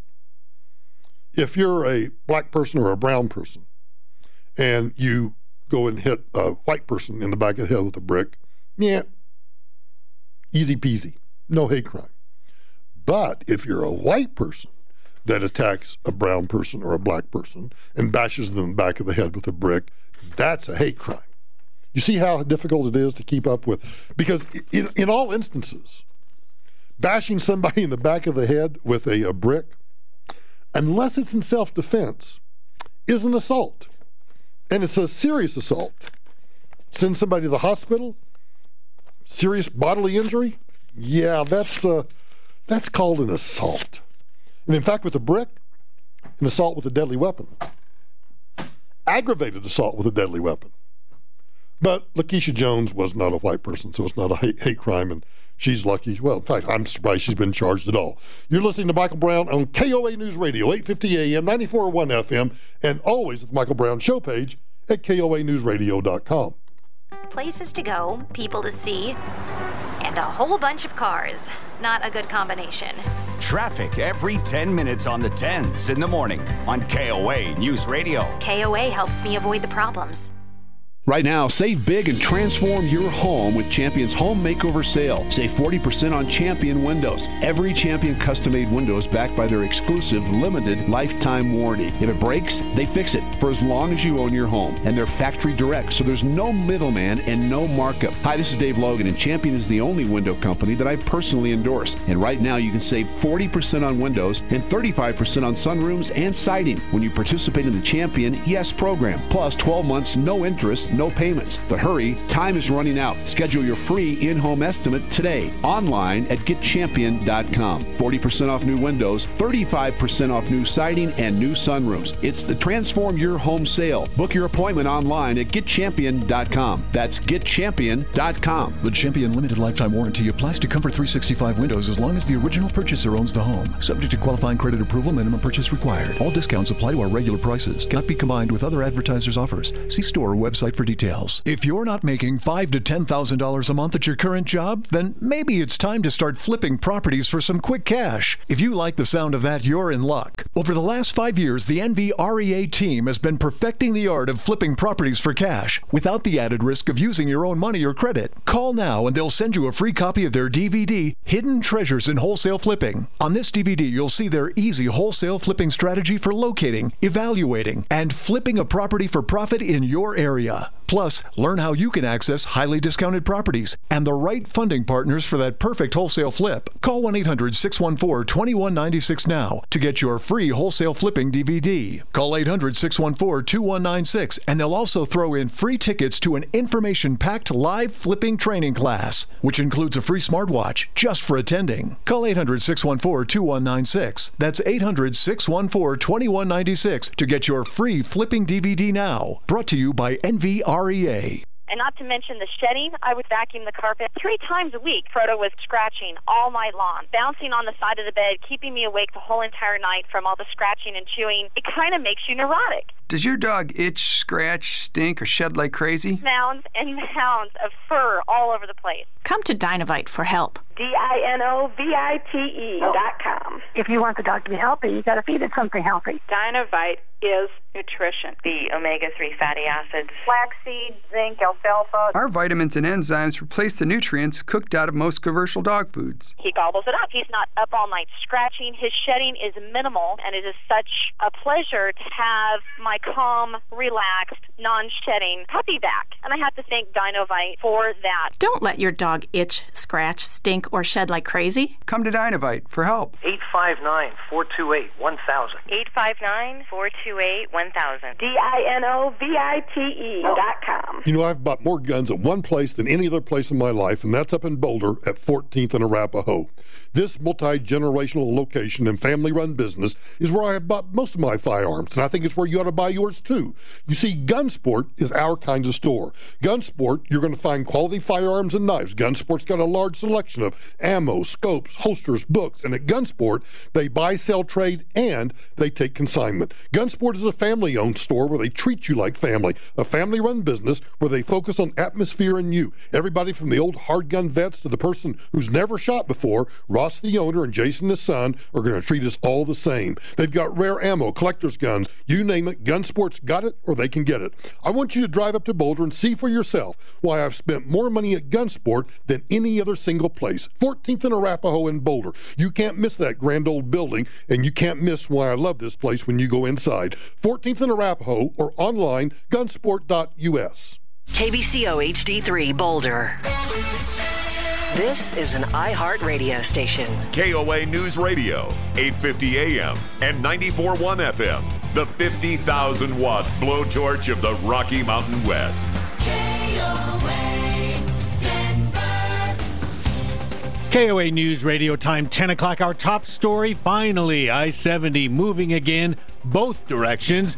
First, though, traffic and weather together. We say good evening, Darren Copeland. Finally settled down after a very busy drive this evening. I-25 finally back to normal after all the accidents across the city. Construction on westbound I-70 approaching Central Park Boulevard. They've been taking down a lane, so watch for slowing starting at Havana, and construction eastbound I-70 between Steele and Brighton Boulevard. Watch for a little bit of slowing across the elevated portion. I-76 is looking good at this hour. 270 is in good shape, and the Boulder Turnpike has no problems to report.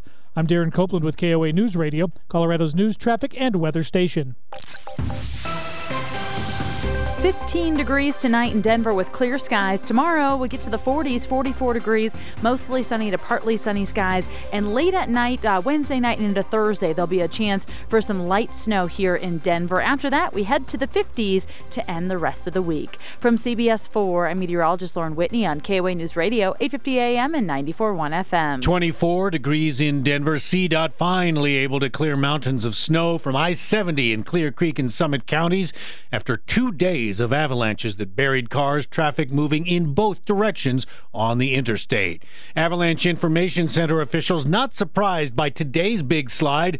Brian Lazar says some of the slides this year have been historic, and he says we may get more. I would expect avalanche danger to stay elevated through at least the weekend and into early next week. Lazar says avalanche danger west of Denver is considerable, so people who want to travel in the backcountry need to show caution.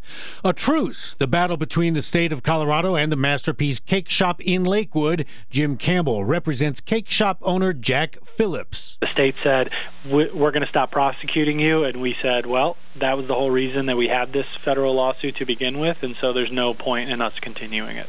Phillips won a case before the U.S. Supreme Court after refusing to decorate a cake for a gay wedding. What followed was ongoing investigations and a federal lawsuit. The agreement between Phillips and the Attorney General ends all of it. A state Senate committee is hearing from hundreds of people for and against a controversial bill that would change the way Colorado regulates the oil and gas industry. It would give local governments more control. Erie trustee Christian Van Woudenberg speaking in favor. Residential drilling. It's the heavy industrial practice of oil and gas exploration mere hundreds of feet from the homes where we raise our families, where we expect to be safe, On that basis alone, this practice cannot be considered rational nor reasonable. But Dan Haley with the Colorado Oil and Gas Association says they're taking residents' needs into consideration. I think these things are being considered every single day. Our operators are out there working with local governments, working with state regulators on how we can do this better, cleaner, and safer every day. The hearing comes before the state Senate Transportation and Energy Commission. Senate Majority Leader Mitch McConnell says President Trump will likely use his first veto on the national emergency declaration for the southern border. The president, in all likelihood, is going to get a measure that he will veto and will almost certainly be sustained. The veto will be sustained in the House. Minority Leader New York Senator Chuck Schumer imploring his Republican colleagues to vote against the emergency declaration for border wall funding. And an overtime goal from Nathan McKinnon as the Avs beat the Red Wings at Pepsi Center 4-3. Next update at 10:30, David Kale, KOA News Radio 850 AM and 94.1 FM. Pop quiz. If you sell a home for $500,000, how much would a traditional real estate agent charge in commission? If you guessed $25,000 to $30,000, you're right. But if you think that's the only way, you're wrong. This is why thousands of homeowners are making the switch to Rex. With Rex, you get a dedicated agent and a full-service experience at a fraction of the cost. Rex uses game-changing technology to cut out the middleman and save homeowners tens of thousands of dollars in fees. See if you qualify by calling 833-REX-HOME. That's 833-REX-HOME. Remember, this is your home. Why give an insane amount of equity away to an agent? Rex offers the lowest fee in the industry without skimping on service. You'll work with a licensed local expert with you every step of the way. Get the most out of your home. See if you qualify by calling 833-REX-HOME. 833-REX-HOME. That's 833-REX-HOME. DRE license 0197610. Minimum fee applies. Tonight, Michael Brown joins me here. He's the former FEMA director. Talk show host Michael Brown. Brownie. Now. Brownie, you're doing a heck of a job. It's a heck of a show with Michael Brown. You're on the radio. On KOA News Radio.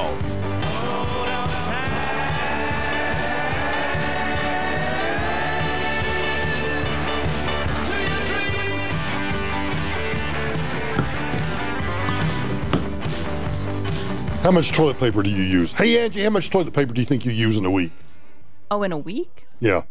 It's kind of a personal question when you think about it, isn't it? I don't really know. I think a roll lasts longer than a week, depending on how cheap I am for that month.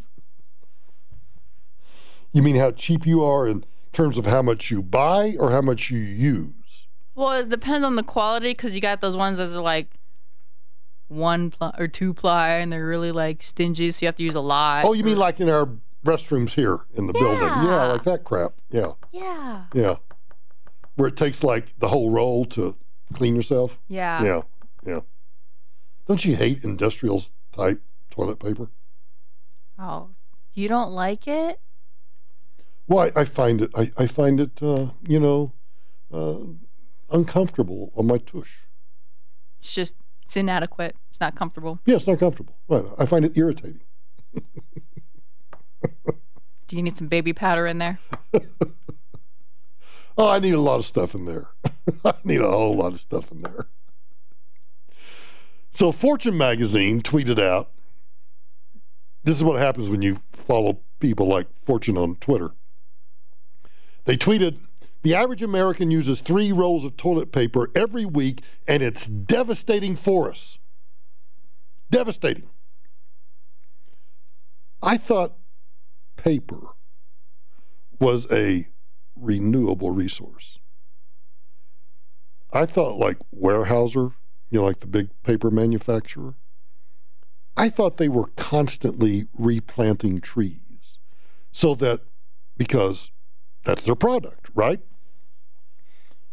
Paper comes from trees. So don't they have to constantly be replanting trees so that they never run out of trees? So how is it that we'll get to it in just a minute, whether we use 3, the average American. Think about that, just on its face. If you saw that tweet, the average American, you, 3 rolls of toilet paper in a week? That's a lot of toilet paper, even if it's the cheap kind. So on its face, it's absurd. But then they have to throw in, this is why,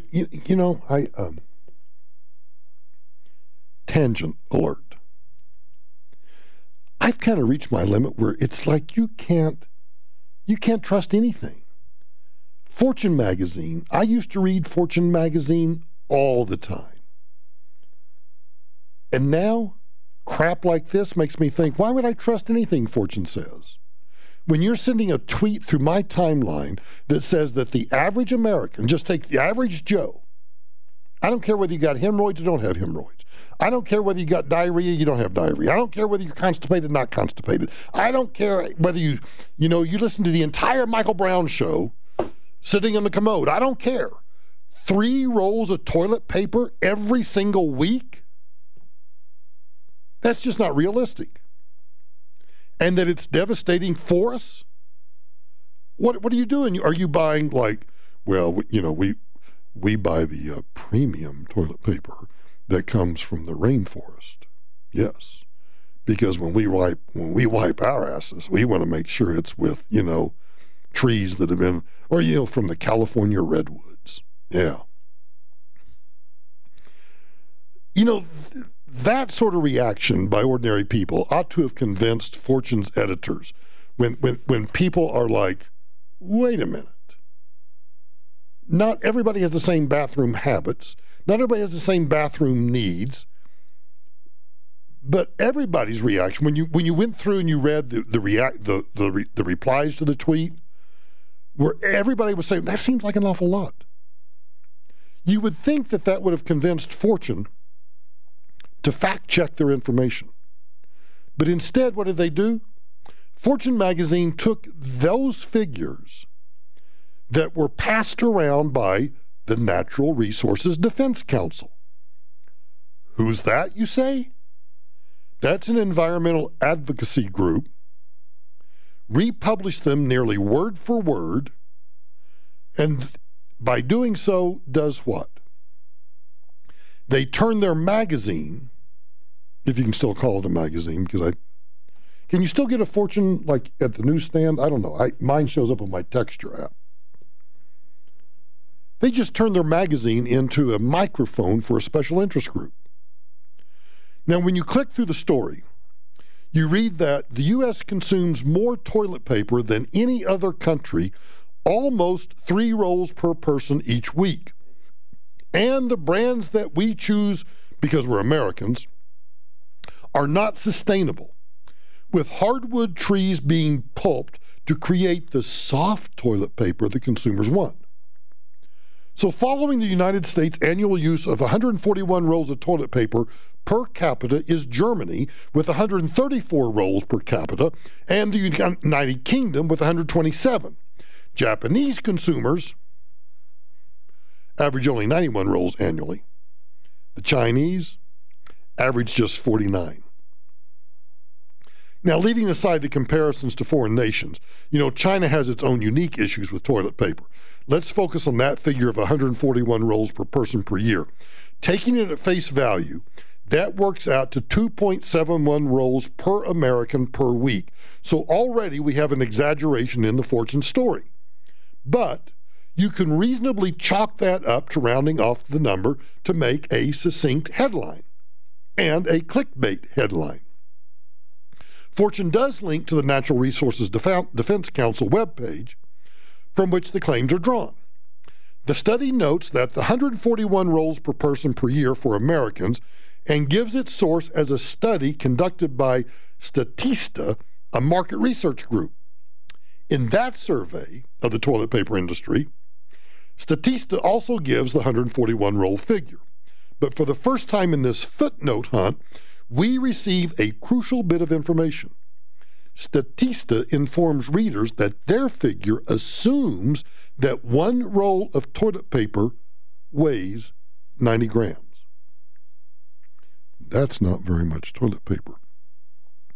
Now, when you dig deeper into the sales figures, you can see that sales of toilet paper in the United States were estimated at 12.7 kilograms per person per year. So if you divide 12.7 kilograms by 90 grams, that gives you 141.3 rolls, which rounds off to 141, matching the figure found throughout this entire story. So far, so good. But what about that 90-gram figure?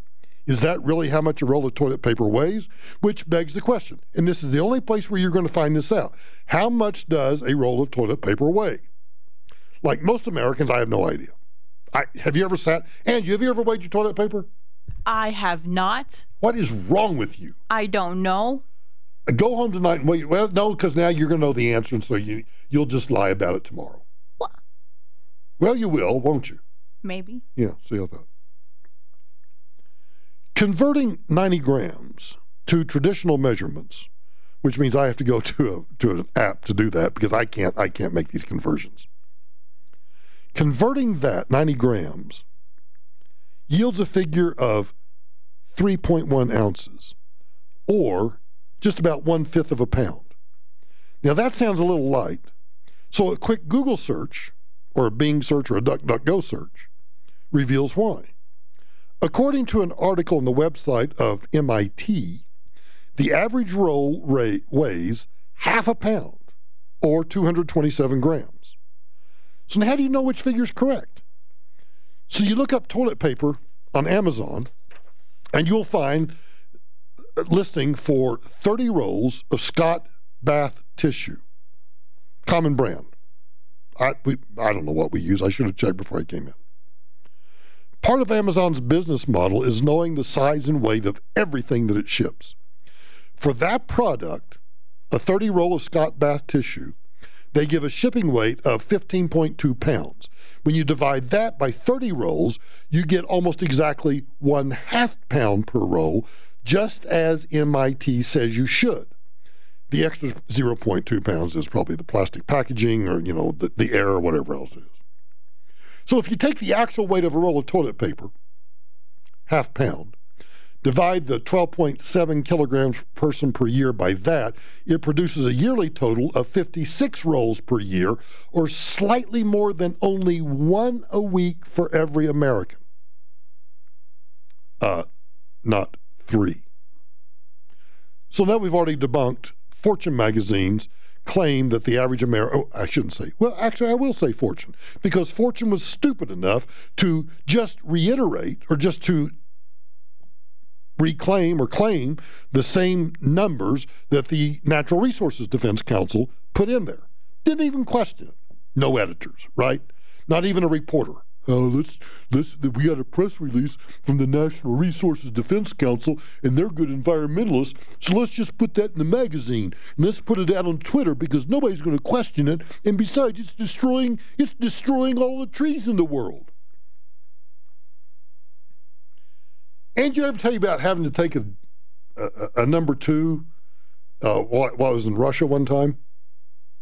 No, never heard this story. Do you want to hear this story? I'm not really sure I want to, but I have a feeling you're going to tell me anyways. I think I'm going to tell you anyway. So, you've always heard the stories about Russia and no toilet paper? No. You've never heard that? No. Well, back in the old Soviet Union days, toilet paper was a scarce commodity. It was a treasured commodity. But I never went to the old Soviet Union. I only went to Russia. I went to Russia a lot. But the first time I went to Russia, let's just say that after you land, you drive into Moscow, you got the escort getting you through the traffic, and you go to this banquet because they're hosting the undersecretary, right? I never really liked vodka until I went to Russia. And so as they were pouring vodka, I was pretending to drink it because I didn't really like vodka.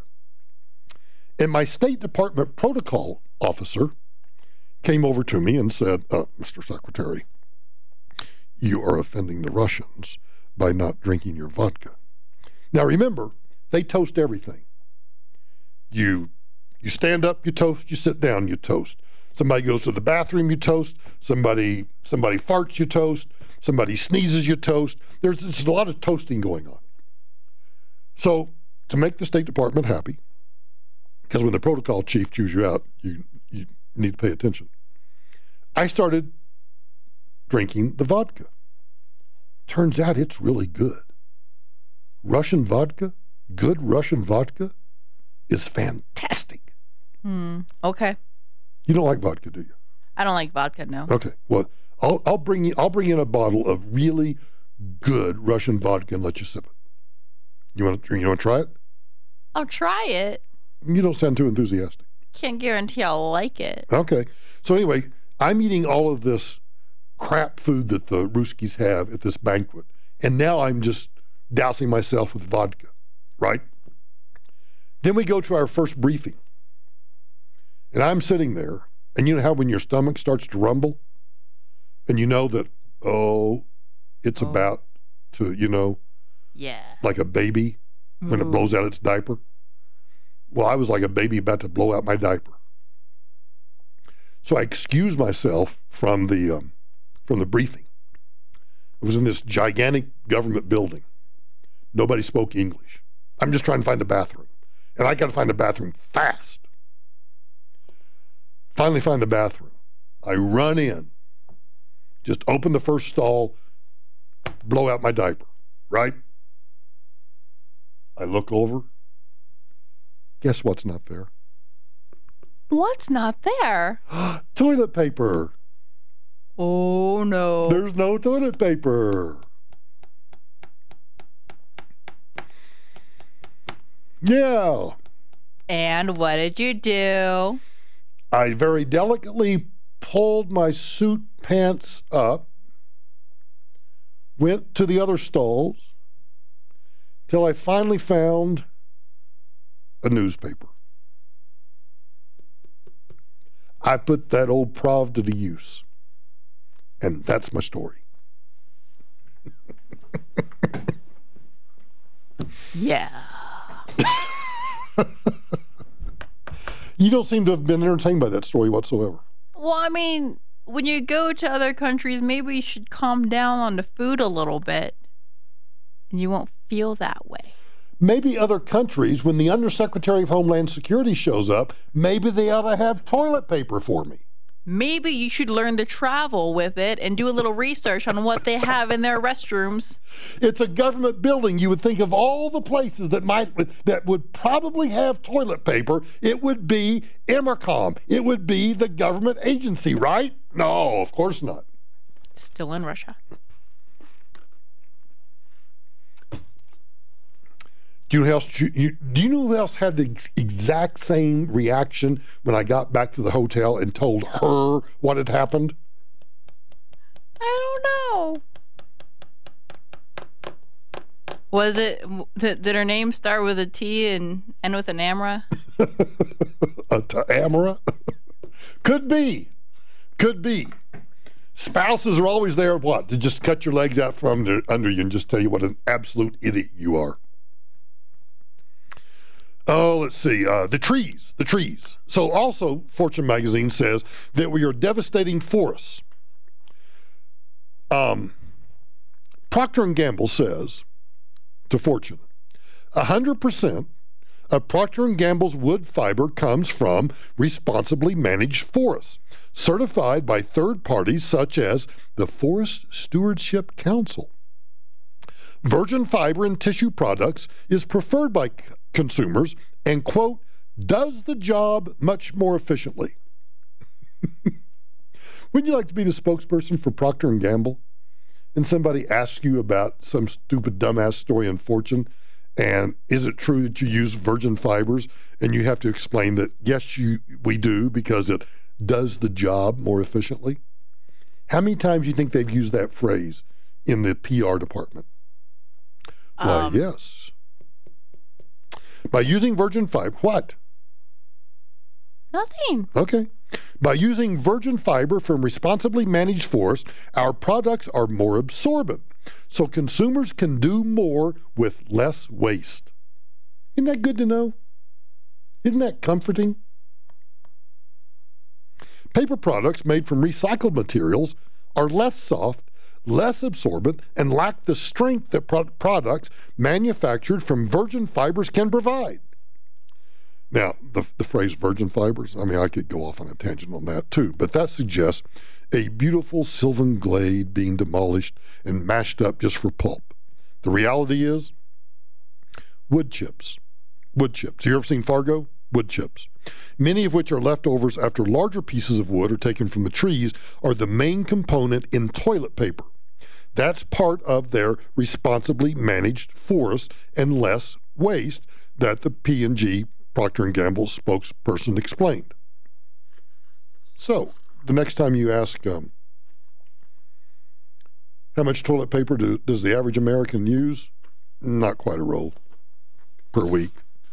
Fortune magazine, quit lying to us. Oh, let's get a taxpayer relief shot in.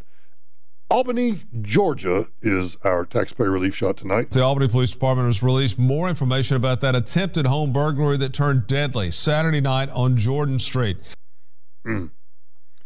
Thugs, you got to quit breaking into homes. I'm telling you, stop it. Police say Jamie Lewis was killed after a homeowner in the 500 block stated he tried to intrude into his home. I like that.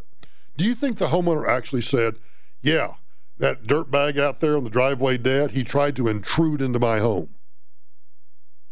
Intrude? Who uses that verb? Yep. Sounds like a cop speak to me. Tried to intrude into my home. David McDuffie, the homeowner, told police he pleaded for Lewis to go away multiple times, even after he pulled on the screen door. A police report says Lewis went into the home, McDuffie fired a shot, and the man attempted to charge him again before a second shot was fired.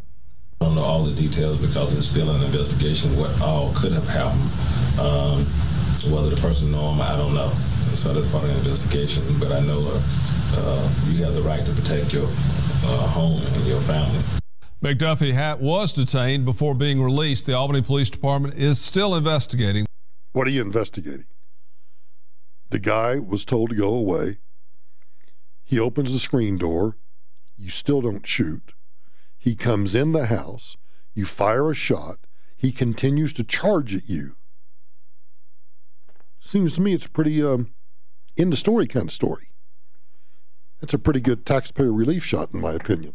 You're listening to Michael Brown on KOA News Radio, 850 AM, 94.1 FM, and on the toilet paper page at KOANewsRadio.com.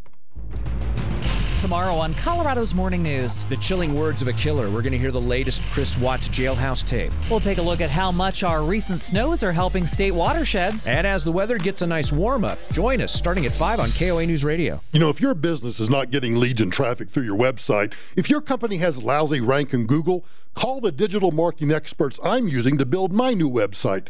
Get Found Fast has been helping businesses develop internet strategies to generate leads for more than 12 years. SEO, social media, reputation management, and awesome state-of-the-art websites like they're building for me. Let Get Found Fast do a free analysis of your website and online presence. It only takes 10 minutes and you can do it by phone. GetFoundFast.com. That's GetFoundFast.com.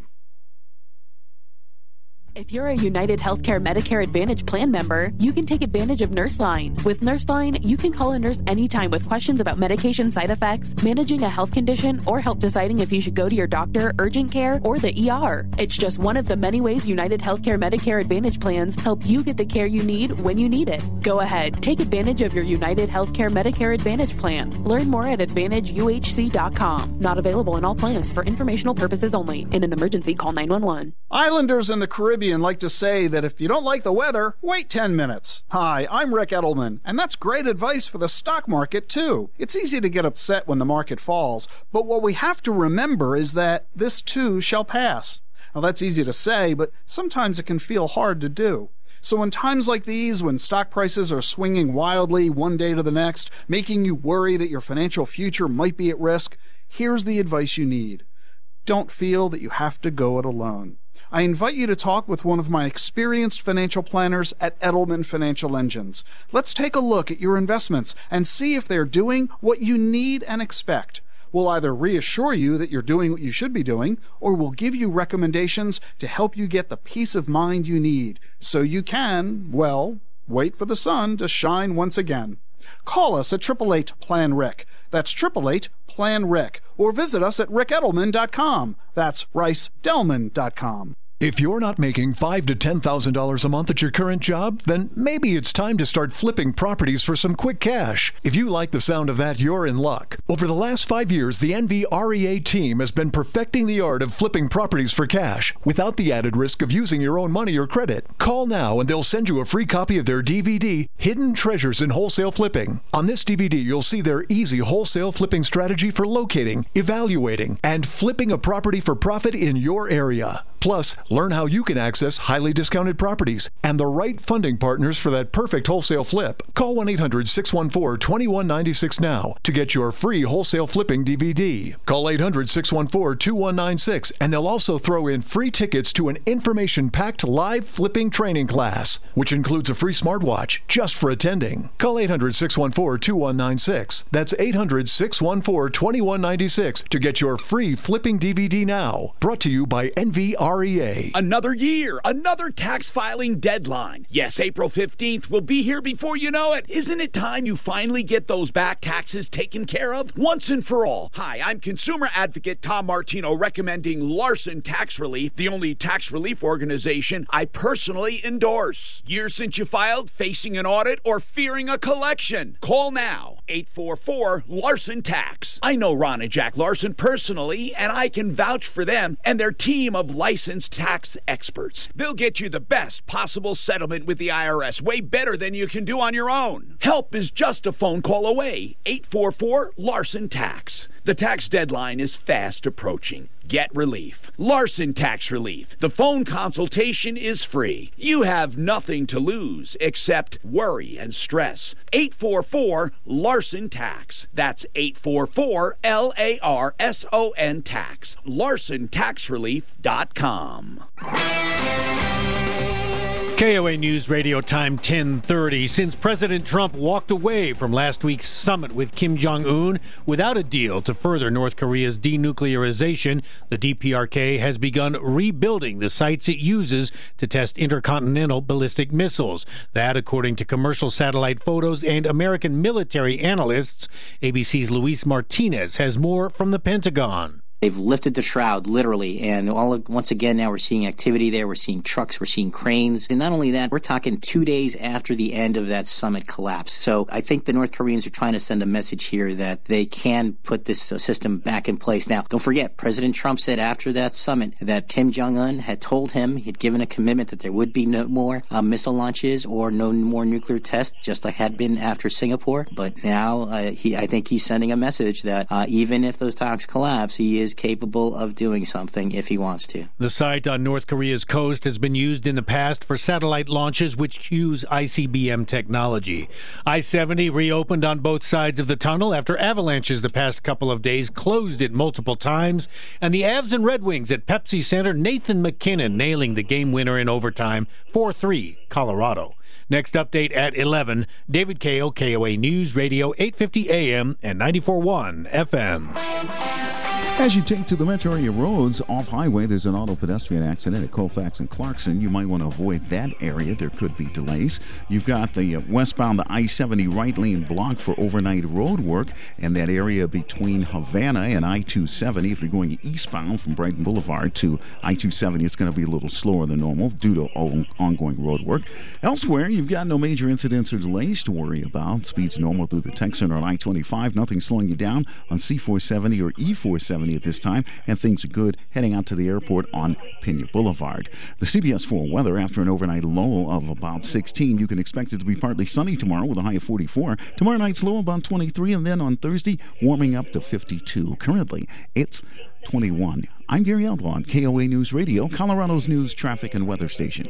Renters Warehouse has big news. They've acquired one of America's leading online real estate investment marketplaces and are the nation's leading real estate investment services company. This means Renters Warehouse is now your one-stop shop to research, buy, lease, manage, and sell single-family rental properties. Whether you're looking at 20 properties or just one, you can easily do it all from the comfort of your own home. Heck, you can even do it from your phone. And your properties can be anywhere in the country. It all starts by visiting renterswarehouse.com today.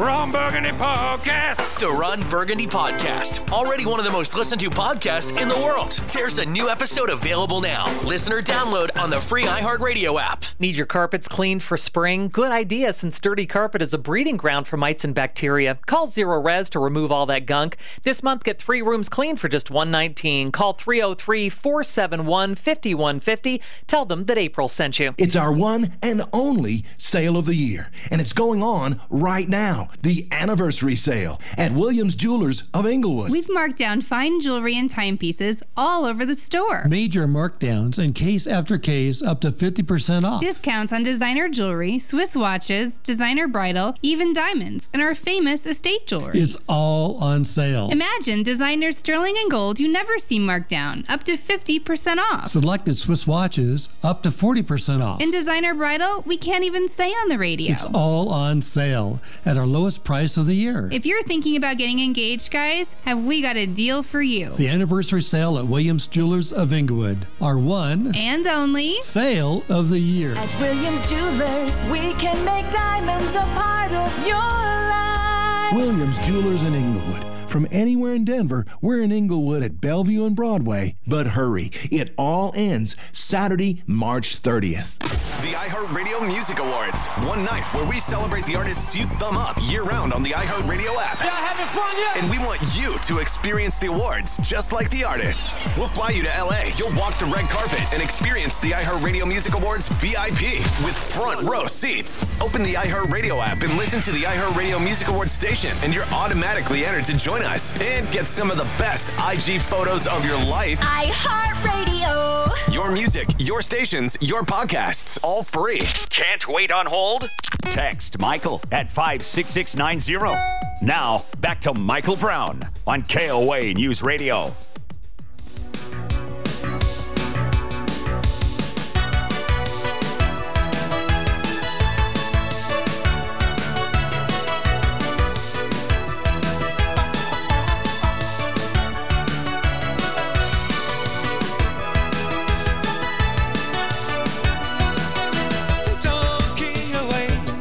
Minutes reports that those kids suing over climate change, well... You're 11 years old and you're suing the United States government. That's not what most 11-year-olds do, right? Yeah.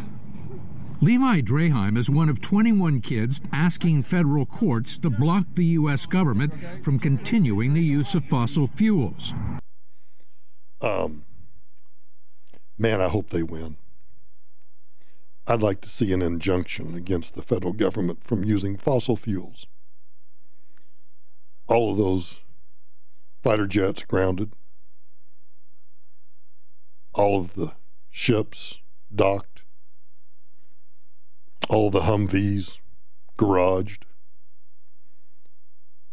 nothing to feed the soldiers because there's no way to transport food to them. Make for a safe America. It would just bring us to a quick end. It's kind of like, pulling the Band-Aid off just as rapidly as you can. Well, that would just put an end to us right there. I really would like for them to win. Not because I want to see the destruction of America, but I'd like to see the judge's ruling that says, you know what, you little indoctrinated rugrats, you little twits, you're absolutely right. We are somehow destroying your future by using fossil fuels. So we're going to order the federal government to stop using fossil fuels. Now, interestingly enough, state and local governments, and you and I would still be able to use fossil fuels, but the federal government would come to a complete shutdown. There's no national security risk in that. I mean, the borders are already open, so, hell's bells, just come on in. Come on down. We're a country that doesn't use fossil fuels anymore. Good grief. And then I'd like to see, because, then the federal government would be so stupid, they would appeal it to the Ninth Circuit Court of Appeals, which would uphold it, because clearly climate change is an existential threat to the United States, and only if we, no other country in the world, but just us, if we would just stop using fossil fuels, well, that would reverse everything going on with the planet anywhere on the earth. And the U.S. would be no more. And that would make everybody happy. They'd make all the lefties happy. They'd make all the commies happy. They'd make all the socialists happy. Good grief, what a bunch of numbskulls. They say it's causing climate change, and they've amassed 50 years of evidence that's already forced the government to make some remarkable admissions. 50 years of evidence. You see, the Earth's only 55 years old. So 50 years of evidence is clearly, well, that's making out a prima facie case right there. You might as well, you're going to win on motion for summary judgment. You're going to walk in and you're going to say, look, Judge, the Earth's been around for 55 years and we got 50 years of evidence of climate change.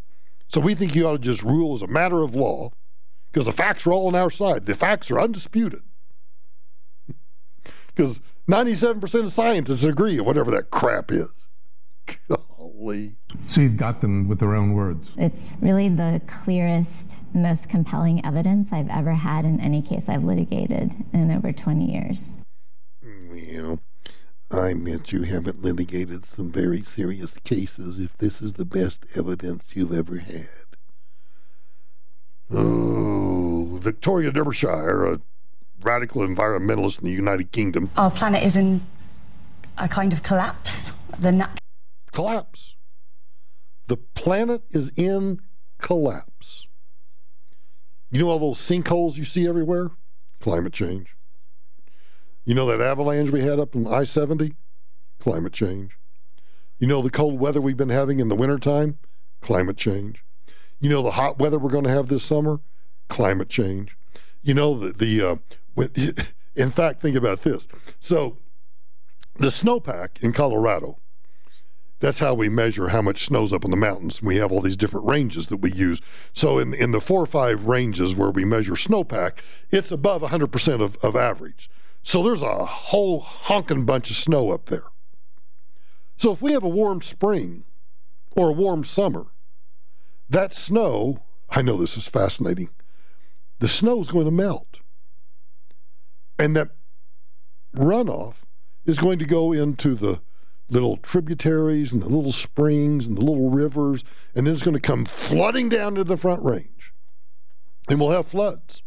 That'll be climate change. And then in summertime, it's going to get hot. I don't know. Let me just guess. The 4th of July, 2019, we might have 90-degree weather. Climate change. And then sometimes we have in Colorado, we have early, like sometimes we forget about autumn or fall, whatever you call it. And we go straight from summer to wintertime. So sometime around October, usually around Halloween in Colorado, it snows. First big snow. That'll be climate change. And then, I'm just guessing here, but I'm thinking that probably sometime in December, it's going to get colder than a well digger's ass. And that'll be climate change. And then the cycle will repeat itself. Be hot in the summer, cold in the winter, we'll have snow, we'll have runoff, we might have some thunderstorms, we might have some rains, there might still be a drought somewhere, all climate change. All climate change. Our planet is in a kind of collapse. The natural world is collapsing around us, and that's... The natural world is... You know why I believe her? Because she has a British accent. Because anybody that speaks in a British accent can only tell the truth. Yep. What was that? What was that talk show guy from Britain? What was his name, Angie? Got to be a little bit more descriptive than that. Oh, like earlier, your movie. You remember that movie about a guy that got smart taking a pill? Okay. So what was the British guy that he was on CNN and he was anti-gun and he thought he knew better than us about how to run our country, and he was a British citizen, and now he's been shipped back off to Britain. See how quickly we forget? Where else would I know him from? I don't know. Maybe occasionally we used a soundbite from him. It'll come to me in a minute.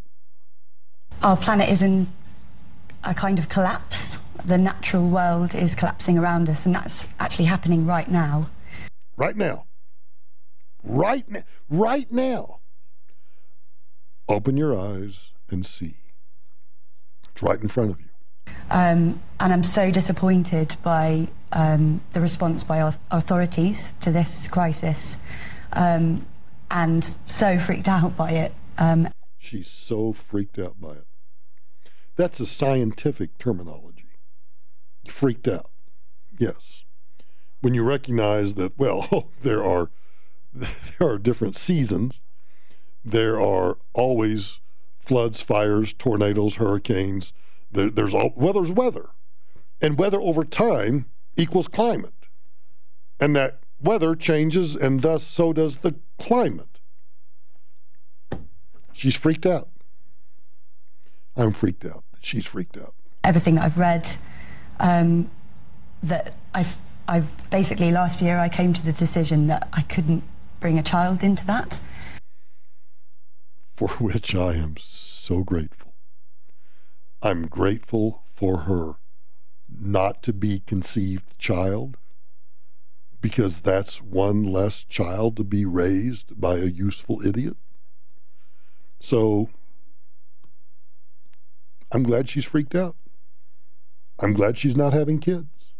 In fact, as a public service announcement, if you are worried about climate change, you should be, and do not have children. Do not copulate. And I was asking around people that I know, put it a little bit out on Facebook, and realised actually... Oh! See, I was actually mocking her until I should have listened to this earlier. Had I known that she was getting her information off Facebook, I would have taken her much more serious. So I apologize. This woman knows what she's talking about because she got it from Facebook. Our planet is in a kind of collapse. The natural world is collapsing around us, and that's actually happening right now. And I'm so disappointed by the response by authorities to this crisis, and so freaked out by it. Everything that I've read, that I've basically last year I came to the decision that I couldn't bring a child into that. And I was asking around people that I know, put it a little bit out on Facebook, and realised actually quite a lot of other people are making this decision. Yeah, and so we realised it was really, really important to tell the public that there are people out there that are so scared about this that they feel that they can't actually have a family. Do you? And this is a serious question. I'm not kidding around here. I want to know if any of you out there in those 38 states that the 50,000 watt blowtorch blows out to, do any of you know anyone who is not having children, and they have told you they are not having children because of climate change? Seriously, send me a text, 56690, and describe to me what they've said to you, because I want to make fun of it. Piers Morgan, thank you. That's exactly who it was. How long did it take you to look that up? Well, it took me all of looking at Facebook and someone else telling me. Oh, you mean? I tried researching it and tried looking it up, but... So who told us? Ray told you. Yes. Ray, shame on you.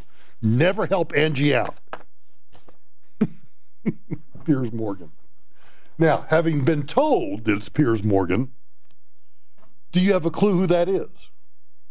Well, he is a journalist, writer, television presenter, and former talent show judge currently working on the ITV breakfast program Good Morning Britain. He is 50 years old. How's that Wikipedia? Oh, his birthday's coming up. You know, that sounds awfully lot like a Wikipedia page. No, it doesn't.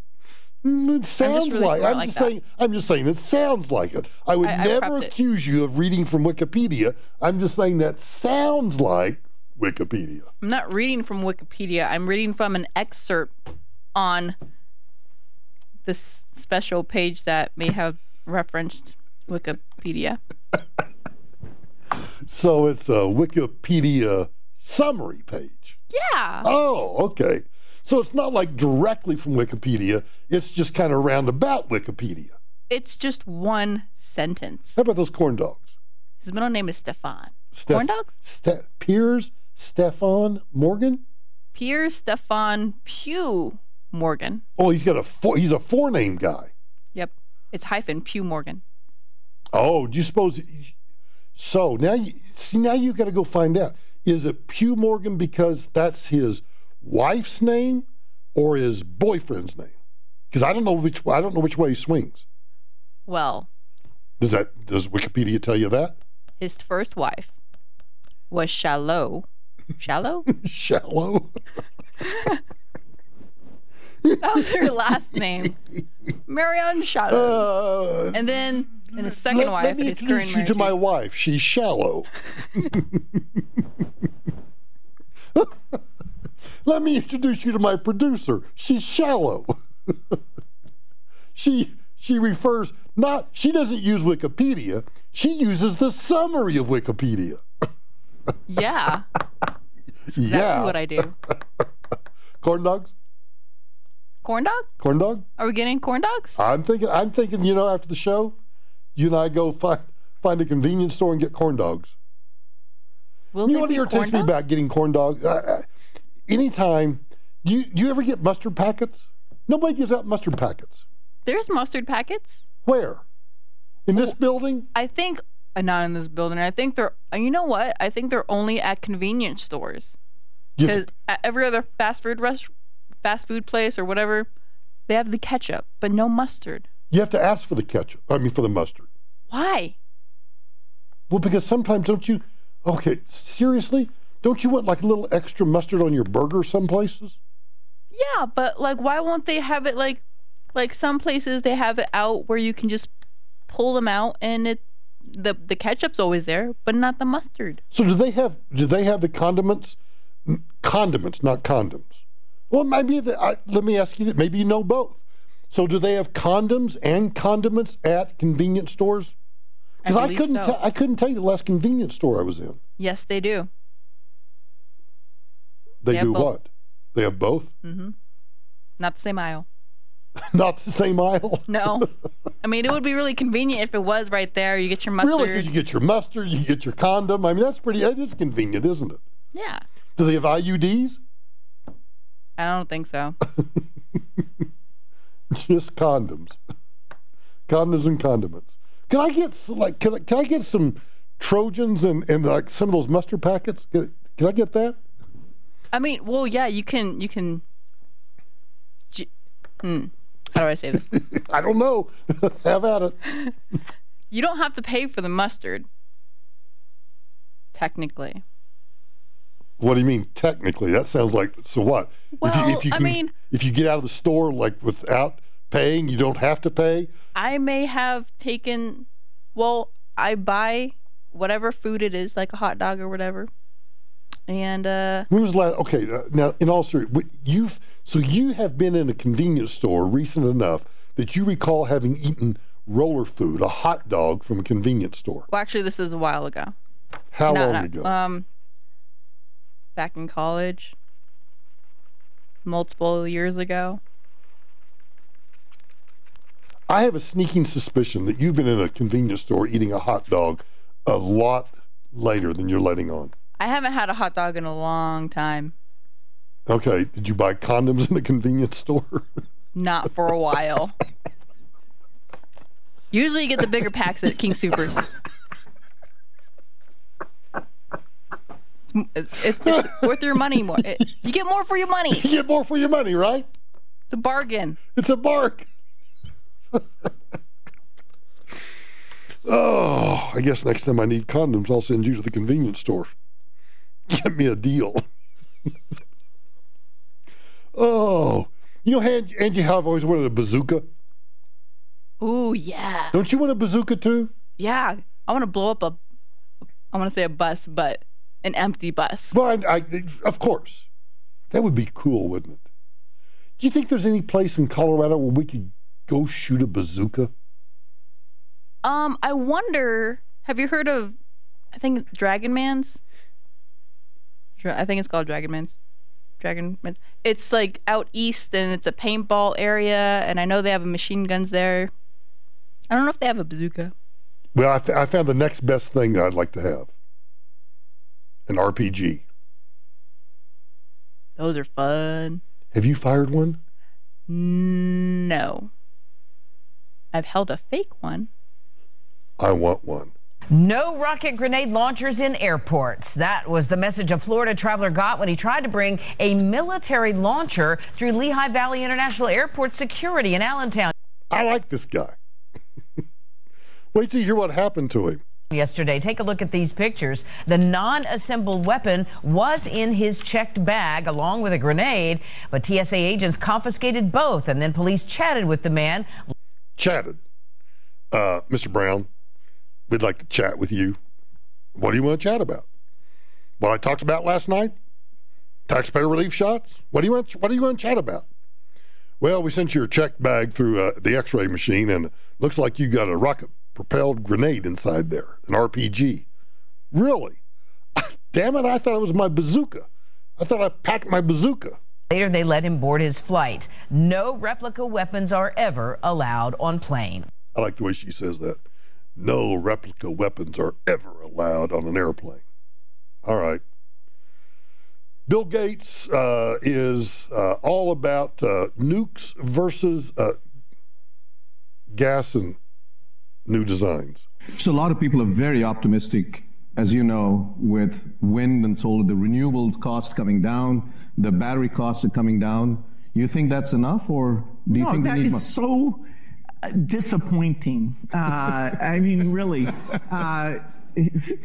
Václav yesterday, he said, okay, here's Tokyo, 27 million people. You have 3 days of a cyclone basically every year. It's 22 gigawatts rate over 3 days. You know, tell me what battery solution is going to sit there and provide that power. I mean, eventually we'll get there. But I think Mr. Gates is right. We ain't there yet.